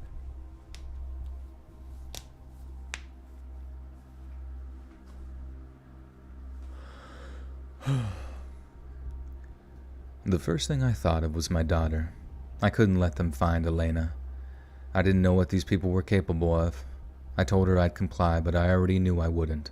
I really couldn't, and I had to keep my daughter safe. I went inside my house, Betty close behind me as I walked toward the bedroom. My husband kept a shotgun under the bed, and I knew if I could just get to it, I might be able to save my daughter's life and possibly my own too. I keep my jewelry box under the bed. I need to get under there to grab it, okay? My voice was calm at that point because I was so worried that she was going to suspect something was up. Whatever. Just get me what I asked for, she said, and I could feel her spit landing on my face while she talked. She was missing most of her teeth, so I wasn't surprised, and disgusted, but not surprised.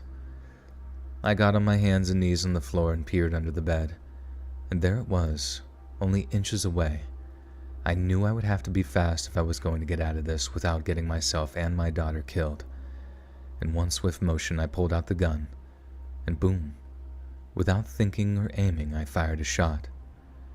The force of the blow made this Betty fly across the room, her chest completely demolished by the blast, and the smell of gunpowder lingered in the room mixed with the scent of her blood, splattered across the walls and on the floor as it oozed out of the large hole that I just put in her chest. She was gone within seconds. It was a double barrel, so I knew whenever John would come running in, I'd only have one chance to take him too. My adrenaline was pumping. I didn't even think of the person that had just died in my bedroom, and all I could think of was keeping my daughter safe. If I died in the process, so be it. John did come in the room yelling for Betty, but he took one look, and before I could get a shot off, he was running down the stairs and out the door screaming Jesus Christ, while his voice cracked seemingly out of sadness. I ran to get Elena and carried her with me to the front porch where we sat. The police showed up 30 minutes later saying that my husband had called and said, holy fuck, dude. Yeah, right, holy fuck. This is like the first story, but like they actually had some guns ready. I ran to get Elena and carried her with me to the front porch where we sat. The police showed up 30 minutes later saying my husband had called and said something was wrong at the house. I hadn't called him at our scheduled time, so he knew something was up, and I could barely talk. I swear that I had gone into shock. I sat there with my daughter while the officers searched the house and found the body upstairs. And it turns out, of course, those names were fake. They were never able to identify the man, but the woman was someone that the officers knew well around the area. She'd been arrested multiple times on drug-related charges. That day was the worst, most traumatizing day of my life, but it taught me a very valuable lesson. Never assume strangers are worthy of your trust, and never underestimate. Never assume strangers are worthy of your trust, and never underestimate a mother's love for a child. What is Ozark? I think Ozark's a show. I don't know what channel it's on, or if it's on like a streaming service. Netflix.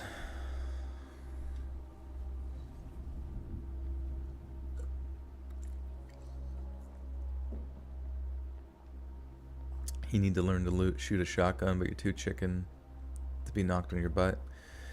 No, I mean, it's, obviously within like the right circumstances, someone that's like trained to use those things can probably teach you, but I mean, really, at the end of the day, it's just keeping it secure in your shoulder, so that the brunt of the force just like, it's basically, if you keep it tight enough, it's just kind of like someone punching you in your shoulder, but not even that hard, you know.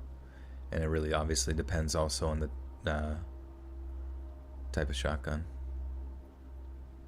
Anyone watch the Moon Knight finale? What's that? I think Joel would find the Preacher character arc fascinating. Oh, okay, interesting.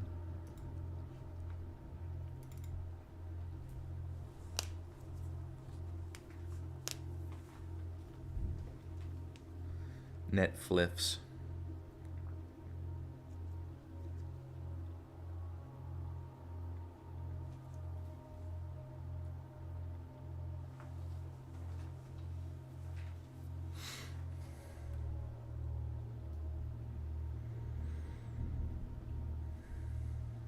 Ever been to a concert before? Yeah, definitely been to quite a few concerts. But if I do go to any future ones, I'm probably going to wear some type of like ear protection, because it is really annoying when you go and you get like ringing in your ears later on.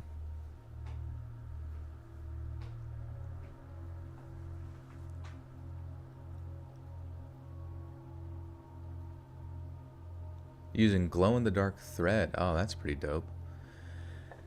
That'd be really cool. Did you hear about Dave Chappelle? I did today from the Gary Owen show. What's your take on the controversy? I think Elon Musk is onto something with Be Less Trickster. Yeah, I didn't know what the deal with Dave Chappelle getting attacked on stage was. I saw that he did, and then all of his friends just like kicked the shit out of this random guy. I saw like the video. There was just like fucking like 20 dudes just over top this guy, just kicking him. Which, granted, you know, like, what do you expect to happen to you? It was security. But yeah, I don't know what the circumstance was. If like, oh yeah, what's his name? Chris Rock came out and was like, "Was that Will Smith?" I thought that was funny.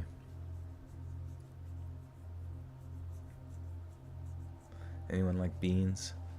You know, beans honestly aren't my favorite. To be honest with you. I'm just like not. I mean, beans are cool, but like, and they're a good sort of like mix in. Oh wait, the person tackling Chappelle was staged. Well, I think the Will Smith thing could have been staged just to create that sort of whatever. But I don't know. The fact that, like, why would you attack a comedian? The whole point of a comedian is to, like, you know, say shit that probably might upset someone. Like, it's just the fact that people feel like that's like a normal thing to do. I mean, obviously you never know like what was going through that person's mind, but I mean, I don't know the motivations at this point. With a gopher. I don't think it was staged. You have seen the after picture.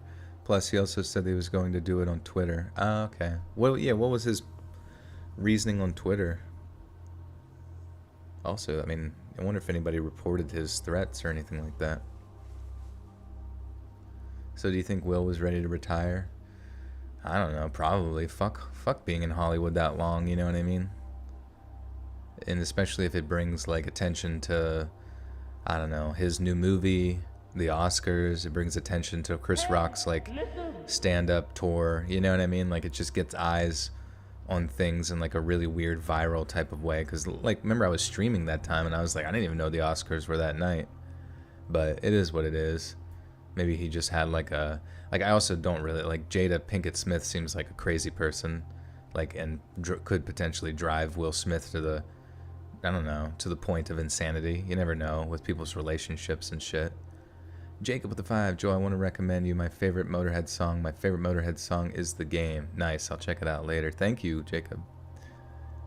What do you plan to do for the birthday stream? Will you read stories? Will it be a bit different? So it's still going to be stories. Probably more stories than normal. Maybe. I don't know. We'll see how it goes. But at the worst, it will be like its typical duration. But yeah, I'll just be drinking based on how much people donate and stuff.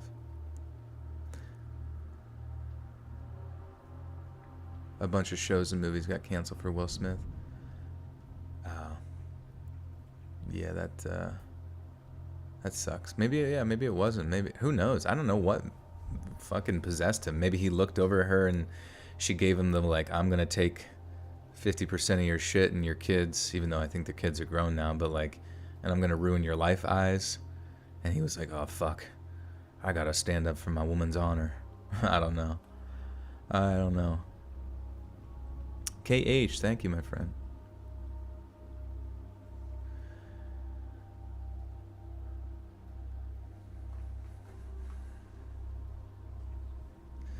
Remember Coach Jawan Howard, who looks like Will Smith, smacked the Wisconsin coach weeks before the Will Smith slap skit.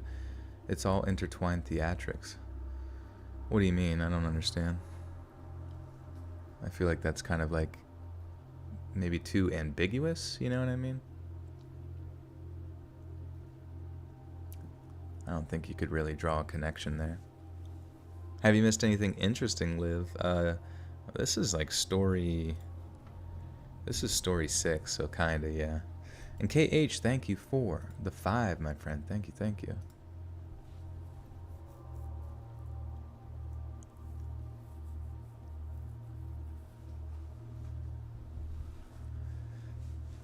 Alright, let's kick this off here.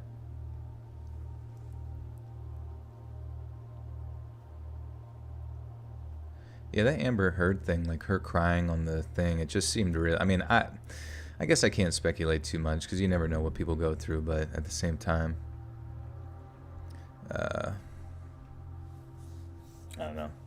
Obviously, people try to put a... Because, I mean, it really seems like all of courtrooms are just theater. You know, the lawyers are... It's like theatrics, you know what I mean? They put on a show or they try to create a narrative for the jury and all that kind of stuff. Alright, I'll just start from the very beginning. I was around 12 years old when this happened. I'm 33 now, but thinking about what happened that night still gives me goosebumps. For context, I think I should mention that I grew up on a very large farm in the middle of nowhere in southern Idaho. It wasn't in the mountains like you might be thinking. It was just grass and hills for miles. My mom and dad were both raised in big cities, so when they got married, they figured they'd give their kids more of a farm life to grow up in, and I always loved it. We had goats, chickens, ducks, turkeys, you name it, we had it. The only thing I didn't have was much more freedom from my parents. My dad was a goat farmer and his job was working on the farm. He sold goat milk, made cheese, and of course sold the meat. My mom was just a stay-at-home mother, so she was also around all the time, which basically meant I had no alone time and no privacy. When I was little, I didn't mind much. I loved having my parents around. I helped my dad with the farm work and taking care of all the animals, and I was always in the kitchen baking and cooking with my mom. But by the time I reached middle school, I was ready to grow up and, I guess, do what every kid does when they hit puberty. Just kind of pull away from your parents, I guess. It was hard, and my parents hated it. I think that's because my brother was so much older than me and had already left the house by that point. I was their little baby girl, and they weren't quite ready for the teenager rebellious phase to hit yet.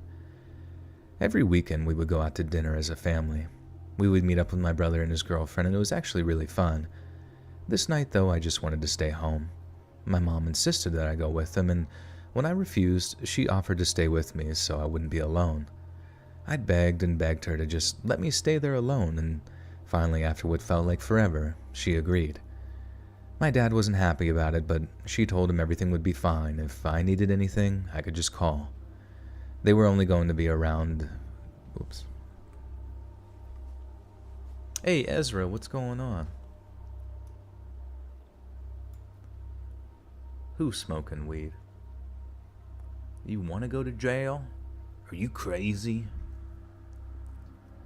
You're gonna get addicted.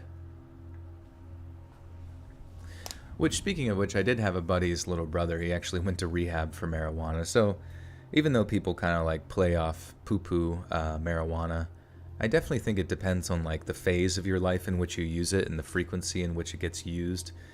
That it can, I think it can very heavily cause issues in, the direction of, your life. So definitely be careful if you ever get involved in that stuff, and do it legally. How about that?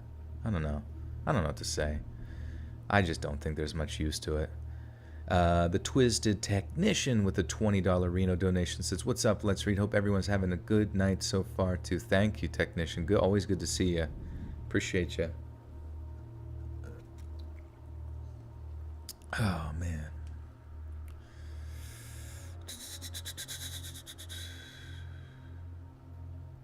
Hey, thank you, Lindsay.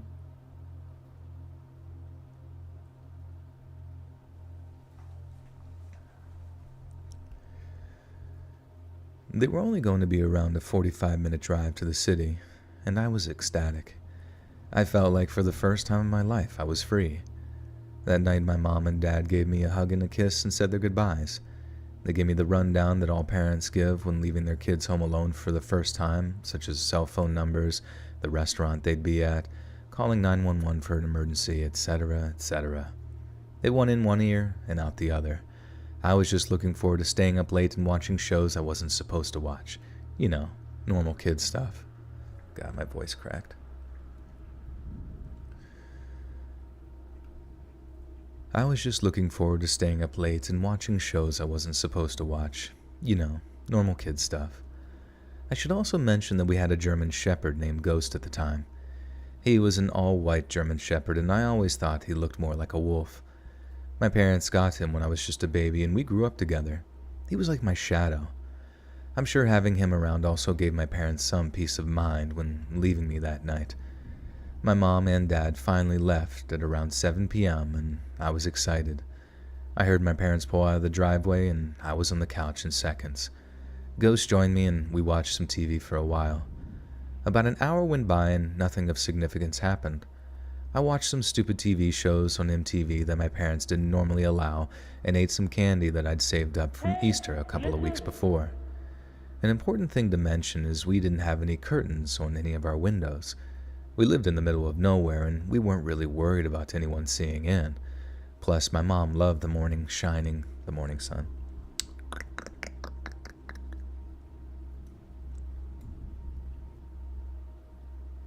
Jacob with the 5. Thank you, my friend. Appreciate you. Thank you. You're a narrator, Harry. Gordon Freeman. Oh, Gordon. Good to see you, Gordon. Hey, Freeman. How we doing? Hey, Freeman. Gordon Freeman. Gordon Freeman. Gordon. Oh! Sorry. I don't know. I love the Half-Life memes. They're so silly. Oh. Yeah, invest in curtains. Dude, I don't think I could live without curtains. Like, at nighttime, that was always my, fear growing up, was just, something looking in at me while I can't see.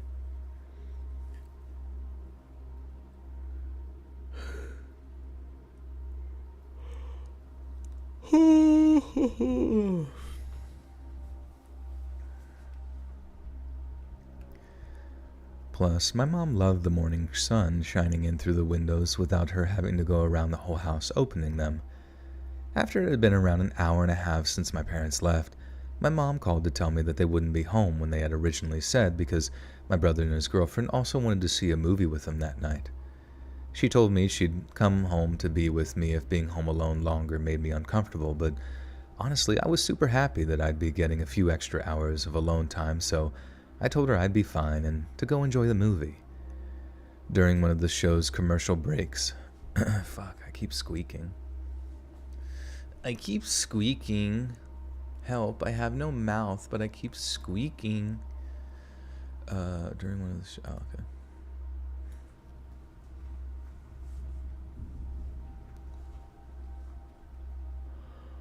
Jose, what's going on? During one of the show's commercial breaks, I rushed into the kitchen to get a bowl of ice cream. I heard Ghost starting to bark in the living room, but figured he just saw one of the... I heard Ghost starting to bark in the living room, but figured that he just saw one of the many bats that were flying around that time of night, so I thought nothing of it. Only this time, he would not stop barking. It got so annoying that I remember yelling at him to stop, but he just wouldn't let up. I walked into the living room and couldn't help but scream when I saw what Ghost was barking at. Listen. There was a man standing there, right outside the window. He was wearing a white rubber Halloween mask that had a huge painted smile on the front. I couldn't see his eyes, but oh my God, he was insanely creepy. I froze in pure terror and looked at this man as he stared back at me. I felt tears rolling down my cheeks, and I guess my fight or flight kicked in because before I knew it, I was screaming at Ghost to follow me and running upstairs to my parents' bedroom. When I got to the top of the stairs, I just couldn't help myself. I looked back. I had to know if he was still there. He was, only this time his hand was raised and he waved slowly at me, his head tilted upward so I was still in his view. I got into the bedroom and locked the door behind me. At this point, I was bawling. I totally regretted staying alone, and all I wanted was my mom and dad. I rushed over to the nightstand and picked up the landline to call my dad, but there was no dial tone. I was too worried about it, considering my father had given me a cell phone to use, or I wasn't too worried.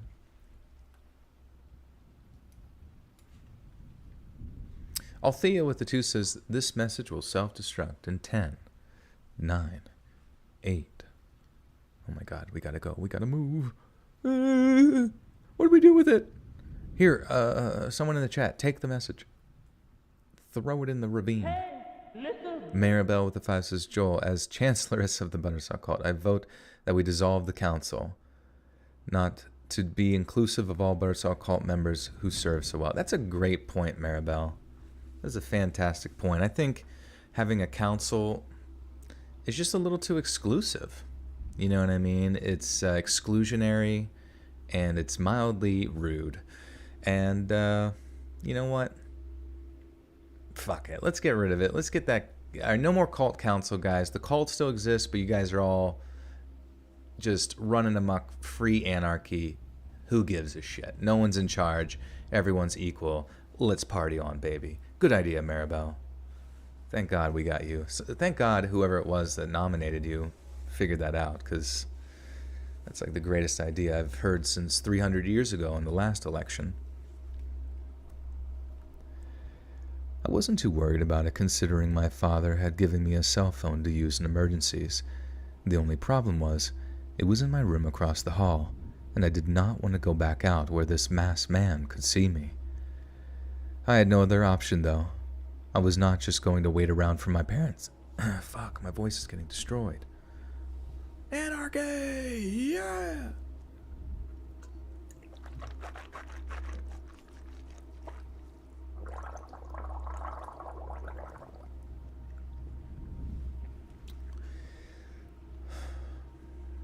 We're a cult?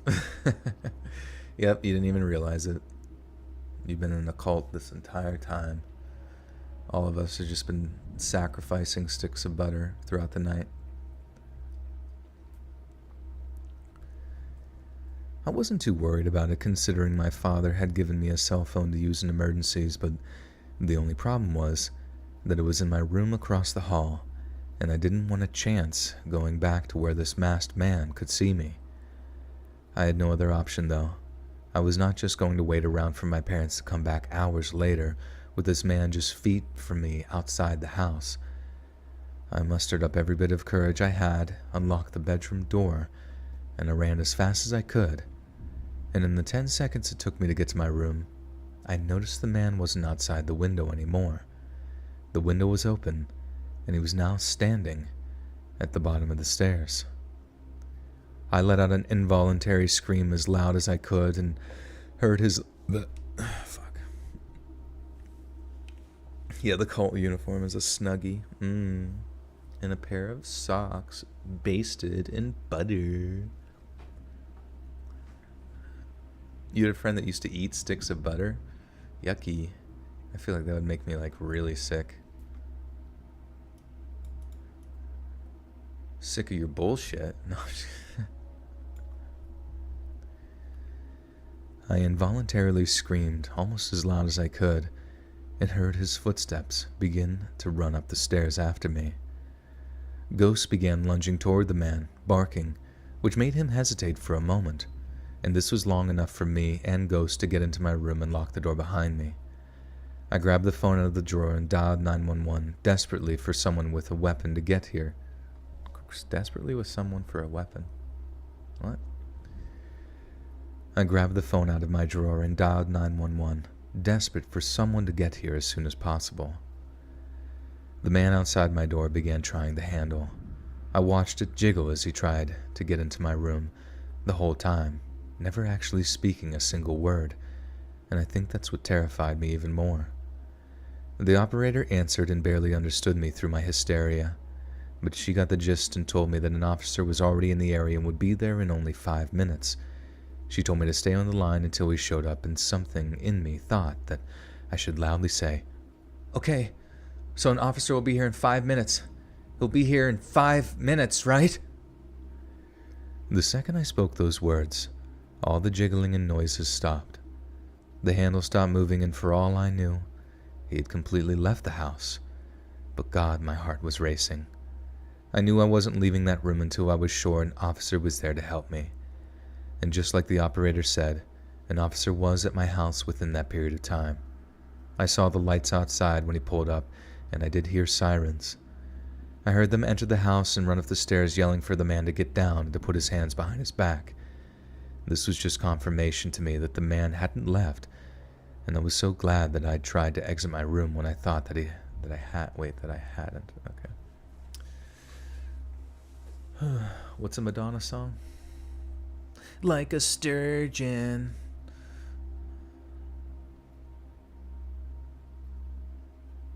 Jacob with the 5, thanks my friend. Listen. D-Shore with the 567 says, "Wow, these have all been really great stories tonight. All exciting, and you have done a wonderful, lovely job." Oh, thank you, D-Shore. I appreciate it. Yeah, these are pretty intense. A lot of home invasion stuff, but I guess that's kind of what happens potentially. Not all the time, but very rarely. But I imagine if you're out kind of in a secluded area, it sort of just leaves people vulnerable. Hence why you gotta have something to protect you, a dog, a gun, something. Karate chops.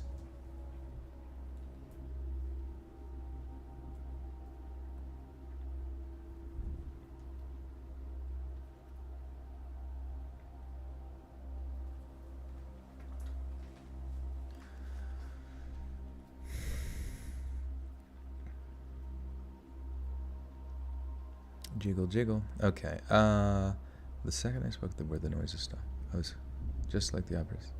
I saw his flash. I heard them enter the house. This was just confirmation to me that the man hadn't left, and I was so glad that I hadn't tried to exit my room when I thought that he'd had.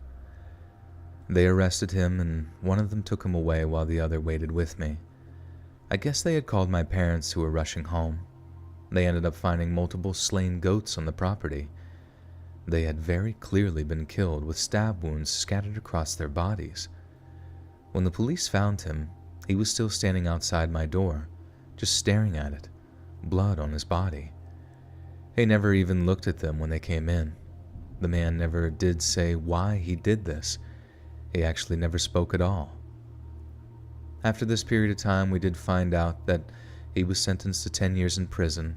To our relief, my mom and dad thought of selling the farm and buying another one after that traumatic event, and potentially going to a state across the country where they thought he would never find us if he did eventually get out, whatever his motivations may have been. But the masked man ended up taking his own life in prison before that could ever happen. Listen. And to any child out there who wants freedom from their parents when they're still too young, just remember, in your scariest moments, they are the people you wish that were there the most. Kimberly with the 10. Thank you, Kimberly.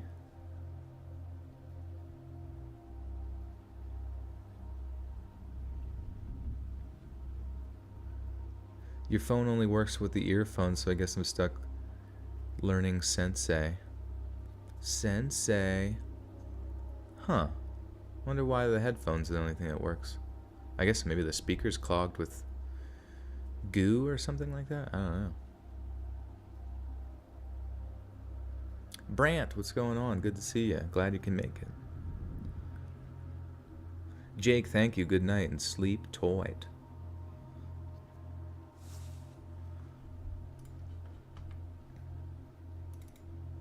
All right, last story of the night. It's about three pages.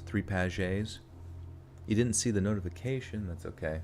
Usually I just say people to like follow me on Twitter and hit that notification bell on Twitter because I think Twitter will notify you of all of them, and usually around the nights, you know, this obviously about 2 hours before this. Well, we've been going, 2 hours and 10 minutes. You can anticipate a stream, you know, every Sunday, Tuesday, and Thursday usually, and yeah, Twitter should notify you, almost to an annoying extent, but I don't tweet that often. But also my tweets are kind of fire, so probably should follow him anyways. At Let's Raid Creepy.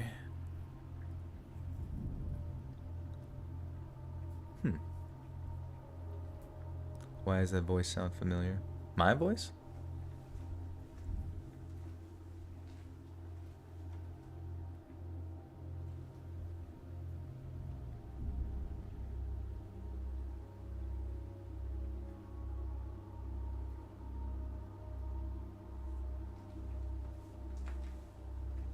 How long are you going to stay live? We got probably one more story here, and so I'd say probably at least another half hour or so.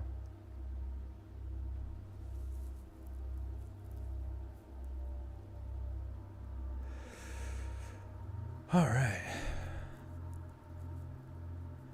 The voice in my ears, the tentacles on the screen, happy times. It's pretty good, isn't it? I'd be a good Price is Right talker. All right, tonight we've got a big pile of dog shit. I'm gonna go with $10,000. That's exactly right. Come on down.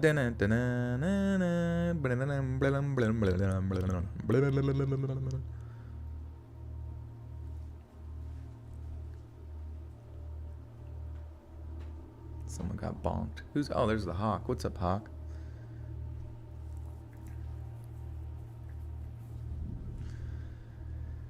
I'm a 15-year-old male, but was around 7 years old at the time that this happened, so please excuse if something doesn't exactly make much sense.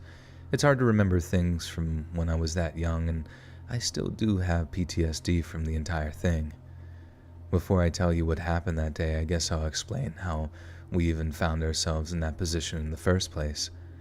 My dad was the kind of guy who, when he sets his mind on something, he had to do it, and there was no talking him out of it. I know it annoyed my mom, but she always supported him on all his ventures, you know, because of love or whatever. So when my dad said he wanted to buy a farm and grow wheat for a living, my mom wasn't completely shocked. My dad had saved up a lot of money from his old job as a car salesman, and he already had a house picked out for us. My mom only told me recently that she was frustrated that my dad didn't take into consideration how she felt about it. But the day after he suggested it to her, they listed the old house.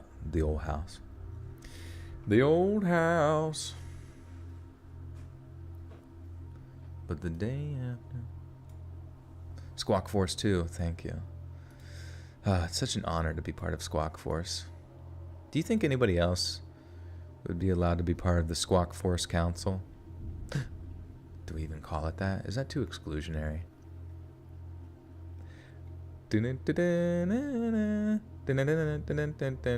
Fear Factor host, yeah. Dude, I think I'd do it better than Joe Rogan. You now have to eat a bunch of poison from a barrel. And we're going to put you in the barrel too. Alright. See ya. How long do I have to be in the barrel? Shut up and get in the barrel. I bet it sound like a bit like Darkness Prevails. Yeah, Darkness is awesome. His type of stories are really cool. All the paranormal stuff. But the day after he suggested it to her, they listed the old house anyways. And it sold relatively quickly, and my mom and dad only had a couple of weeks to pack up the home that they lived in throughout their whole marriage. My mom said when we got to the farm it was just a total disaster. The house was in shambles with dust everywhere, and the land looked like it. Joel Rogan. Joel Rogan.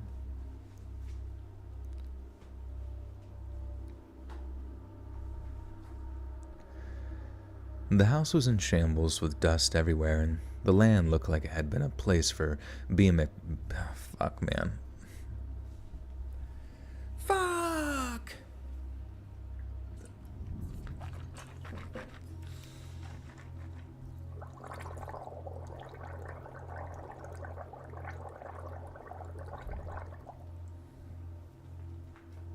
A Bruce Buffer impression? Oh, yeah. Wait, isn't he the one that... Let's get ready to rumble. Or in this corner, weighing approximately 9,000 pounds, the beluga whale. The beluga whale. Beluga whale. Yo, yo, yo, yo, yo, yo, yo, yo, yo. I love when you joke, scream obscenities. I'd like to make a master mix or even a song with them. Oh yeah, Mega, how do I get access to all your, all the clips? Because like when you link them on Twitter and shit, it works. But like, if you go to your YouTube channel, it's like it's not, like, is there a playlist or something you can find all those? Because you said there was like quite a few clips and stuff. But I guess it would also be kind of confusing because the clips are pretty much redirect just to the stream itself, like within clip form that like plays the whole video, so it's not like its own separate entity or anything like that. A playlist, that's a great idea. Yeah, there you go. You could make, yeah, that would be dope. That would be an easy way to access it. And then I don't know if like using that I could like, you know, cut those specifically, because I don't know if I would put the link into like something to download it, if it would just end up trying to download the full 3-hour stream. But it would be really funny if there was some funny ones just to throw them up on social media or something here and there, just for the lols. A Koopa Paratroopa to be exact. What story are we on? This is story 7 of 7, so we are near the end. This is the end. My only friend, the end. Ah. I need to get a good mic because I want to speak about my bizarre experiences. Yeah, you don't need like a crazy good mic to do that. I mean, even like a Blue Yeti or whatever. I think Mr. Nightmare still uses a Blue Yeti, and that's like level 1 YouTube, you know what I mean? Turn myself into a meme. I would like to be memeified so I can live on into eternity.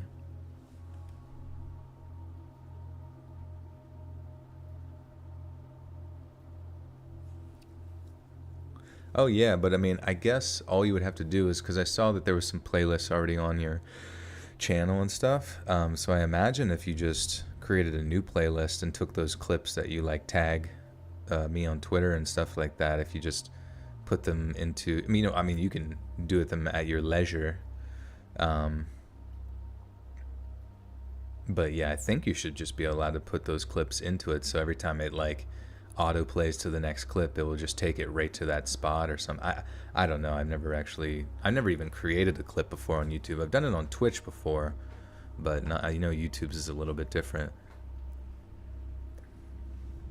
Oxy's playing Animal Crossing, getting crossed up by animals. Would you do the Neuralink? I don't think so. It's like, it's one of those things where, do you really want to put like, you already have a phone that tracks everything you do. Do you really want to put another piece of like government contracted electronics like directly in your body to just like not only track where you're at all times, but also potentially influence the way that your mind thinks and the way that you feel about stuff? I'm not saying that would be the case, but, and in fact, I don't even know how Neuralink is supposed to work. Also, I feel like, being that it will be like generation 1 of people getting it, you know what I mean? You can't just get like you can't just like update it as easy as you can like your iPhone or something. Like, any issues that you would have with Neuralink would probably give people like seizures or fucking, you know, strokes and random shit like that. Or they would just literally go brain dead out of nowhere or become a zombie, or who knows, you know?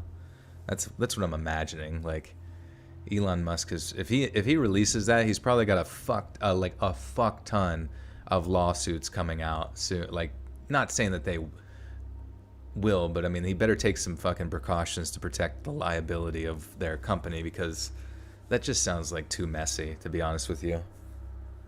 And I don't really know how many people are just like, oh, you would try it? I mean, I understand the appeal, but like, I don't even think is there any prototype out? Have they even shown it, like, tested on, you know, tested at all? You know what I mean? I don't know.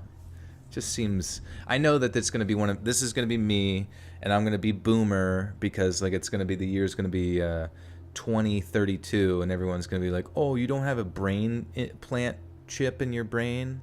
What's wrong with you, Let's Read? Are you a boomer? And I'm like, yeah. And they're going to have like some derogatory term for people that don't have augmentations and stuff, just like every other sci-fi movie ever.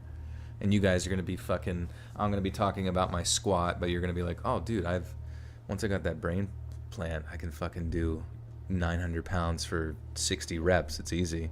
Oh, check this out, dude. I have force powers. Am I friends with Mr. Nightmare? I've never spoken to him before, officially, so I do respect his work, but I can't say that I know him. They've done it on monkeys. Holy shit. So you're telling me there's an army of monkeys in Elon Musk's warehouse right now, just like ready to fucking take over?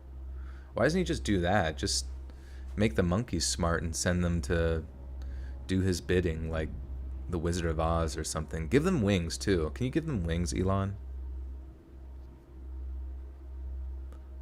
He watched and he was saying that you possibly can create a new body for yourself and enter it and stuff. I imagine your body could get hijacked too. Well, exactly. Like science fiction has existed specifically to inspire people to do this stuff, but also to be warnings to us on to what extent, you know, nefarious things can occur.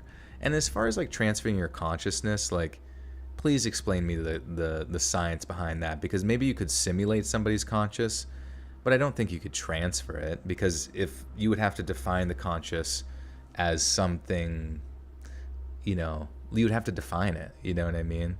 Like, is the person that makes up me, Joel, like just the brain matter in my brain? And I could kind of understand like taking my brain and placing that in a jar, kind of like Futurama or something like that. But I don't know. It'd be really weird. What if they did some like tests and they took a brain from somebody and put it in another person's body just to try it? Like they were two people that volunteered themselves to do it, and then they just became two totally different people. You know, it wasn't even remotely like the two people that were there before. That would be really weird. And what if they had like false memories and all this really strange stuff that just never happened? I don't know. Who knows? Someone accidentally like dropped their spearmint gum directly into the person's skull as they were transferring brains. One of the nurses. Whoops. Whoopsie daisy.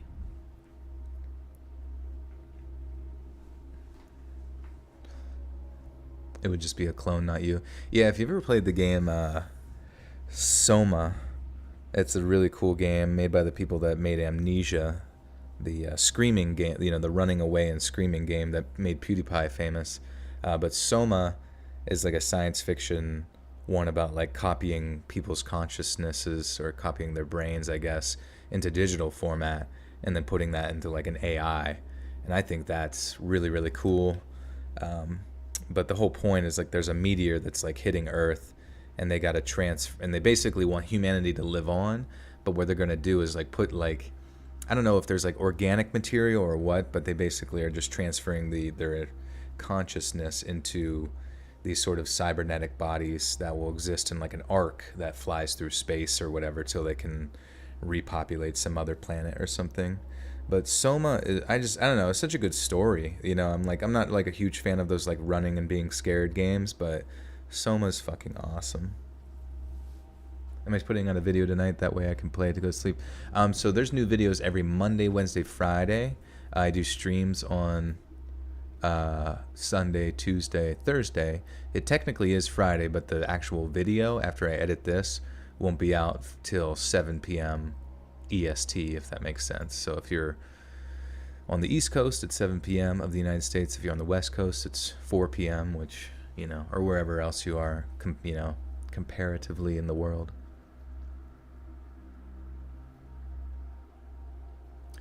There was an old radio play that was about putting someone's brain into another body, and the brain, of course, takes over.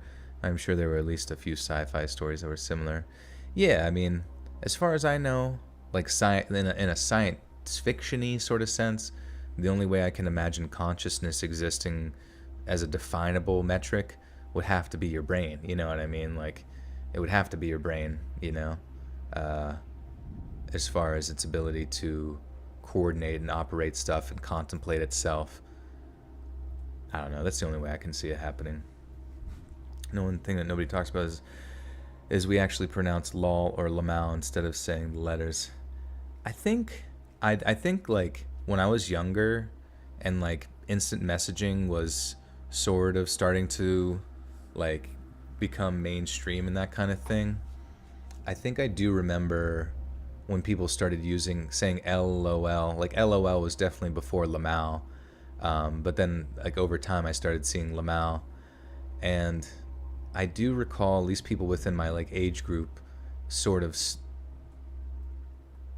like when they would read messages, they were like, do you want to go to prom? LOL. Like they would read it like LOL, but then over time I think like the mimetic format of it, like the comedic format that it was used, sort of normalized the pronunciation to lol or LMAO. But that was relatively quickly, I think, as far as like linguistics go, you know what I mean?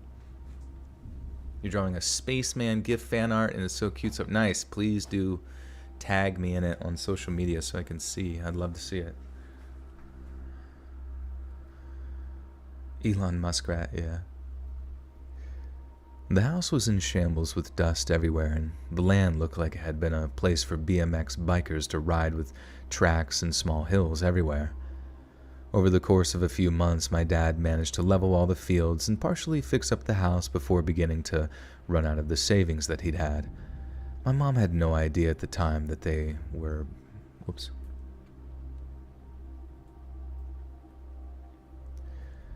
My mom had no idea at the time that they were broke, but figured something was up when all her expensive jewelry went missing. She found out later that he had sold it to pay for the huge tractor he bought. My mom started to become You still say LOL and LMAO. Yeah, maybe it just depends. I'm sure there are people that still... It just depends. In your age group, LOL stood for little old lady. Would you like to go to prom with me, LOL? Little old lady? Over the course of a few months, my dad managed to level the field. My mom. Mi madre. My mom started to become... fuck, man. I'm struggling. I always start to struggle towards the end as far as stuff. I don't know if, like, I run out of brain sugar or... What the fuck? Booger sugar.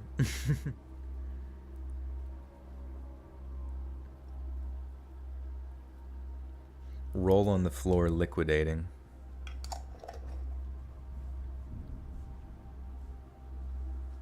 Let's give a shout out to the old ladies. Hell yeah. Old ladies are awesome.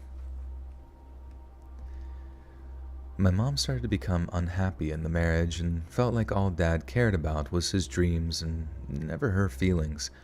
She continued to put on a brave face, though, for me, and basically just sucked it up. My dad worked all day and night in the fields to prepare for the crops that he planned to eventually grow. But there was always seeming to be something preventing him. The soil wasn't nutrient-dense enough, there wasn't enough direct sunlight, the neighbors' goats kept coming onto our fields, there wasn't enough daylight to sow the seeds, the tractor needed fixing, etc., etc. Eventually, my mom gave him an ultimatum. Start the crops within a week, or we're moving back into the city where he could get a proper job again.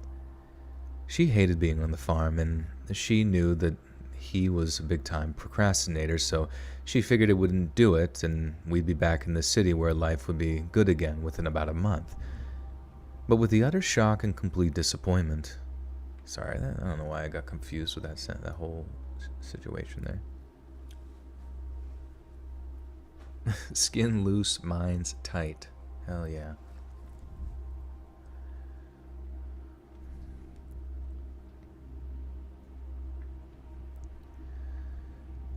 She hated being on the farm, and she knew that he was a big-time procrastinator, so she figured he wouldn't do it, and we'd be back in the city where life would be good again within about a month.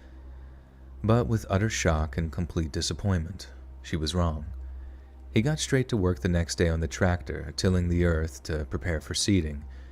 She told me she was hoping he would recognize her desperation to escape that place and finally put her feelings first, but she was wrong. After 3 days, he began sowing the seeds. He was out in the middle of the field that day when his tractor stopped working. Mom could see it smoking from where she was standing inside the house, so she called out to him to ask if everything was okay. He yelled from across the field and assured her that it was all good. Then she told me to go outside to see if he needed some help. I walked out inside. Oops.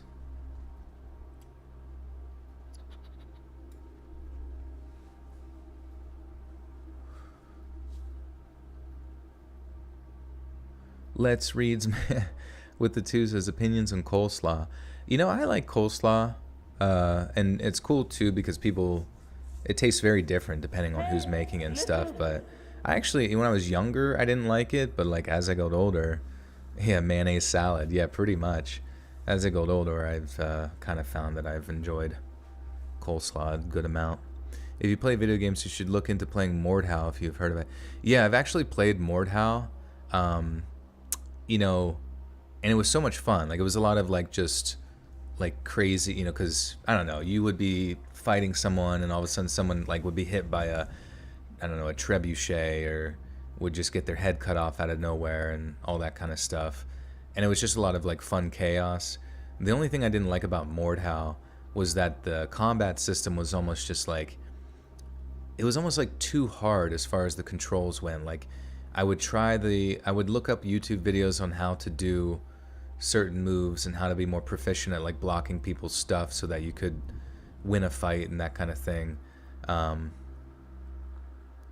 I don't know. I was so bad at it. It was definitely fun, but it wasn't something that I could see myself sort of getting into the, getting into the competitive aspect of it.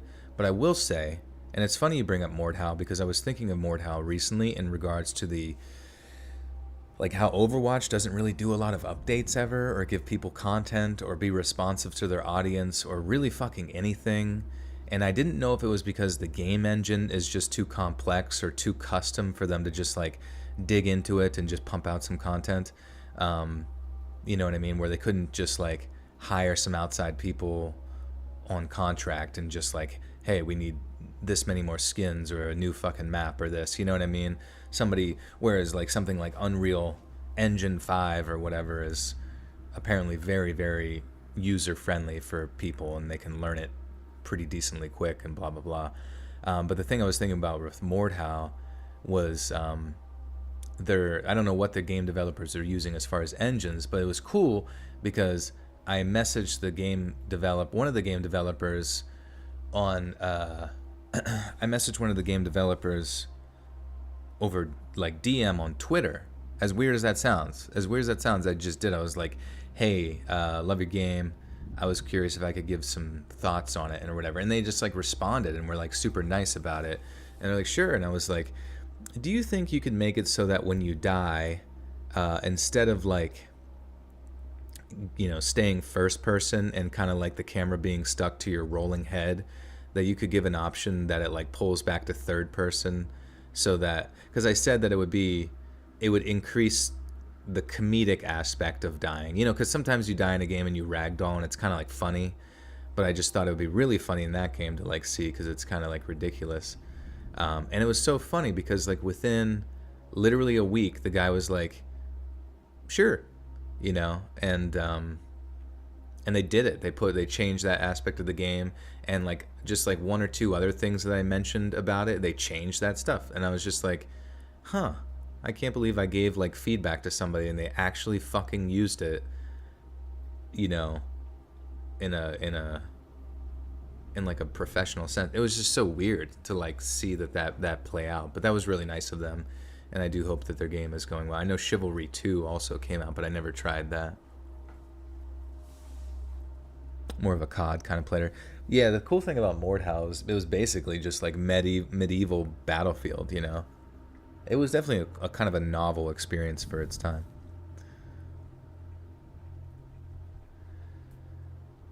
I walked outside into the fields towards my dad and asked him if he needed me to do anything. He told me he was going to check the tractor for anything that needed fixing and told me that I could sit in it for a while if I wanted to while he did his thing. Of course I said yes. I was a 7-year-old kid. What little kid that age wouldn't want to sit in a tractor? My dad helped me climb up, and for the next 15 or so minutes I sat there looking at the levers and buttons while my dad walked around the tractor looking for the problem that was causing it to malfunction. He told me not to touch anything while I sat there, and I kept my promise for the time being, but it was just bigger than me, I guess. I pulled on one of the levers and felt the tractor lurch backward quickly in one swift motion. My dad grunted, and I heard a thud, but I didn't think anything of it. I hopped out of the tractor and looked back and saw half of my dad's body pinned beneath the tractor tire. He was still aware and talking and told me to get Mom. I ran as fast as I could back to the house and burst in the door. Now, at 7 years old, I had no knowledge of how to contain my emotions at a time of emergency. I had tears running down my face, and the best way my mom could describe how I sounded was a crying, mumbling mess. I was trying so hard to tell her what happened, but the words just wouldn't come out, so instead of talking, I just started to point outside toward the tractor. She seemed to understand it was something urgent having to do with Dad when she quickly ran to the door toward the field. Poor Mom was struggling to get over to him. The ground was heavily broken up from the tractor, and she kept failing in her attempt to get to him. By the time she finally got there, I saw her drop to her knees. I made my way over to them as fast as I could. My dad was telling her everything was going to be okay while she cried, leaning over him. She kept saying how she couldn't live without him and she needed him to survive. He had begun to not make much sense in his words, but I could tell even at that age that he was trying to say that he loved her. My mom, determined to save his life and not thinking logically, got in the tractor and managed to drive it off of him. This obviously only made it worse. His lower body was a mangled mess, and he was losing blood fast. From what I could see, his legs were almost completely flattened and bones were sticking out of his flesh. My mom told me to look away, but to tell my dad that I loved him. I had no idea what to do. I couldn't speak, and no matter how hard I tried, I couldn't look away. That day my dad took his last breath, and soon after, my mom rushed inside to call the police. When the paramedics got there, they told my mom that there was nothing anyone could have done to save him. My dad has tried telling me or it's not my dad, sorry. Turner Stevenson with the 5 says, "You're a beast. Keep it up, my guy. If you ever want to go fishing in..." What is that? Sorry, the green for some reason I can't see. SEGA. Hit me up. Not sure where you're located. Oh yeah, I mean fishing does sound fun. You say you're in Georgia. I'm pretty far from Georgia, but that would be dope. Thank you so much. And D Shore with the 913 says, "This has been the best live stream ever. Your golden voice actually keeps me up, so I can't read contracts and figure out pricing, so thanks." TTFN. What TTFN mean? But thank you, D Shore. Appreciate that.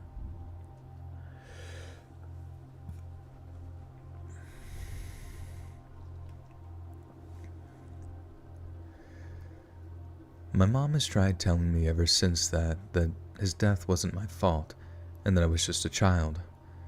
But I know my heart.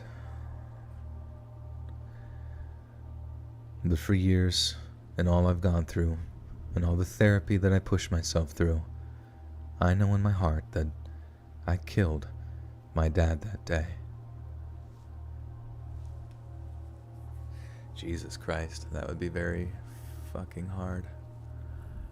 I used to sneak into my parents' room in the middle of the night to play Duck Hunt since it's where they kept the game system when I was a child. They were very confused to see me able to turn TV on.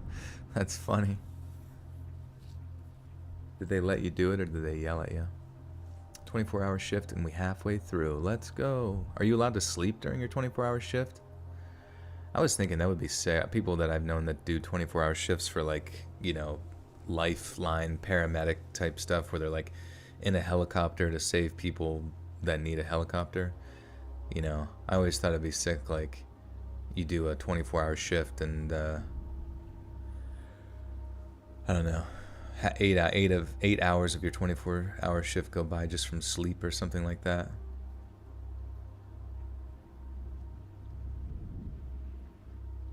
"24-hour shifts are the dumbest thing." Yeah, I think it's just specific to certain things. Like, I think it was people that worked in like helicopter paramedic stuff or helicopter nursing, and yeah, they would just be at like a hangar bay and stuff waiting. They'd work there for 48 hours, and it's basically like they just lived on a compound, ready to rock and roll at any time, and got their hours in for that week or that or every 2 weeks, and that was their thing. You know what I mean? Yeah, if you were active the whole time, that would be very hard, especially if it's like intense shit, like let's get in a fucking helicopter and go. Imagine waking up from a nap constantly for that. But I guess it's pretty far and few between for the most part, but still, you gotta be ready to rock. You remember playing Techno Bowl with my brother when I was so little. Hut hut hike. I know, that shit was great. Sheol is where all souls go, but the bosom of Abraham paradise is where a chosen sleep until the resurrection and rebirth of the earth according to the Tanakh. Where are you guys getting all this spooky lore? Is that Dark Souls you're reading? What is that?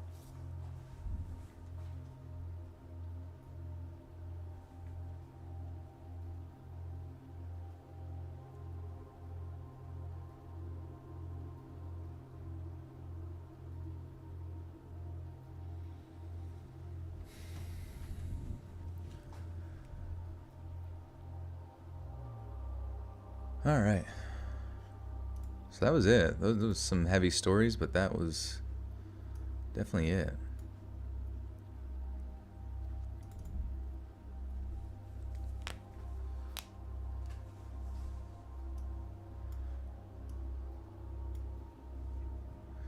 Jacob with a 5. Joel, that story made me shed a tear because, yeah, it was pretty emotional. Thank you for the 5, Jacob. Appreciate it. Hey, listen. Hey friends, thanks for listening. Click that notification bell to be alerted of all future narrations. I release new videos every Monday, Wednesday, and Friday at 7 p.m. Eastern Standard Time. If you got a story, be sure to submit them to my subreddit r/Let'sReadOfficial, and maybe even hear your story featured on the next video. And if you want to support me even more, grab early access to all future narrations and bonus content over on Patreon, or click that big join button to hear about the extra perks offered for the channel. And check out the Let's Read podcast, where you can hear all of these stories in big compilations and save huge on data, located anywhere you listen to podcasts. Links in the description below. Thanks so much, friends, and remember, what should I say? What should I say? Joel, it's from the Hebrew Bible. Oh, I thought it was like, just like Dark Souls, or like Elden Ring or something like that. Crack knuckle to crack out.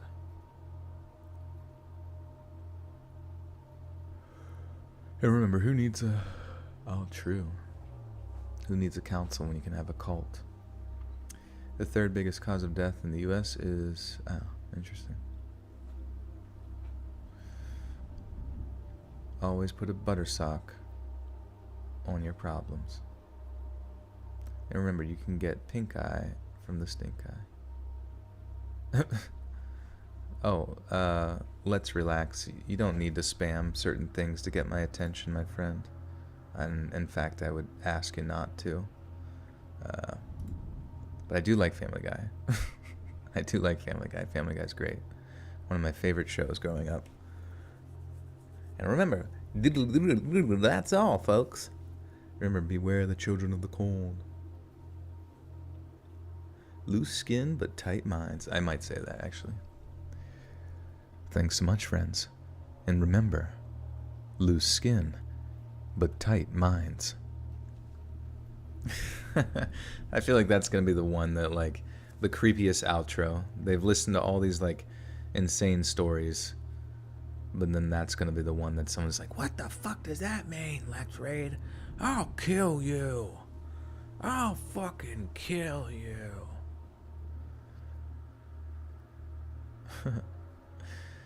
Well, my friends, thanks again so much for another amazing stream. I appreciate you. I appreciate all your support. Always being such a positive community. And, yeah, we're cruising, we're grooving. And this will be edited and ready to rock and roll for tomorrow's video. First, it's going to go out in early access audio over on Patreon. That's $1 a month over there. There's also a $5 tier for bonus content, but also members over here get bonus content. I would like to give members early access to the audio, but on YouTube, but I don't think they allow a audio, like an audio to, you know, upload on YouTube, sadly, and like to render and all that kind of stuff. A video would just be a substantially larger amount of time. But anyways, yes, go follow me on social media, all that great stuff. As you know, new video tonight, 7 p.m. EST, all that, blah, blah, blah. Otherwise, thank you so much. Appreciate you. Appreciate your kindness. And what day is it? It's Thursday? Yeah, so Friday's video will be the last of the week. And yeah, I'll be back Sunday, or maybe Sunday. I'll have to figure it out. Yeah, probably Sunday night, even though it's Mother's Day. But if you didn't know, it's Mother's Day Sunday. Get your mama something, a card, a kiss, a dinner, some flowers, whatever it is that would warm her heart. And much love to all moms out there. Appreciate you. And I will catch you all again so soon. Goodbye. That's all, folks.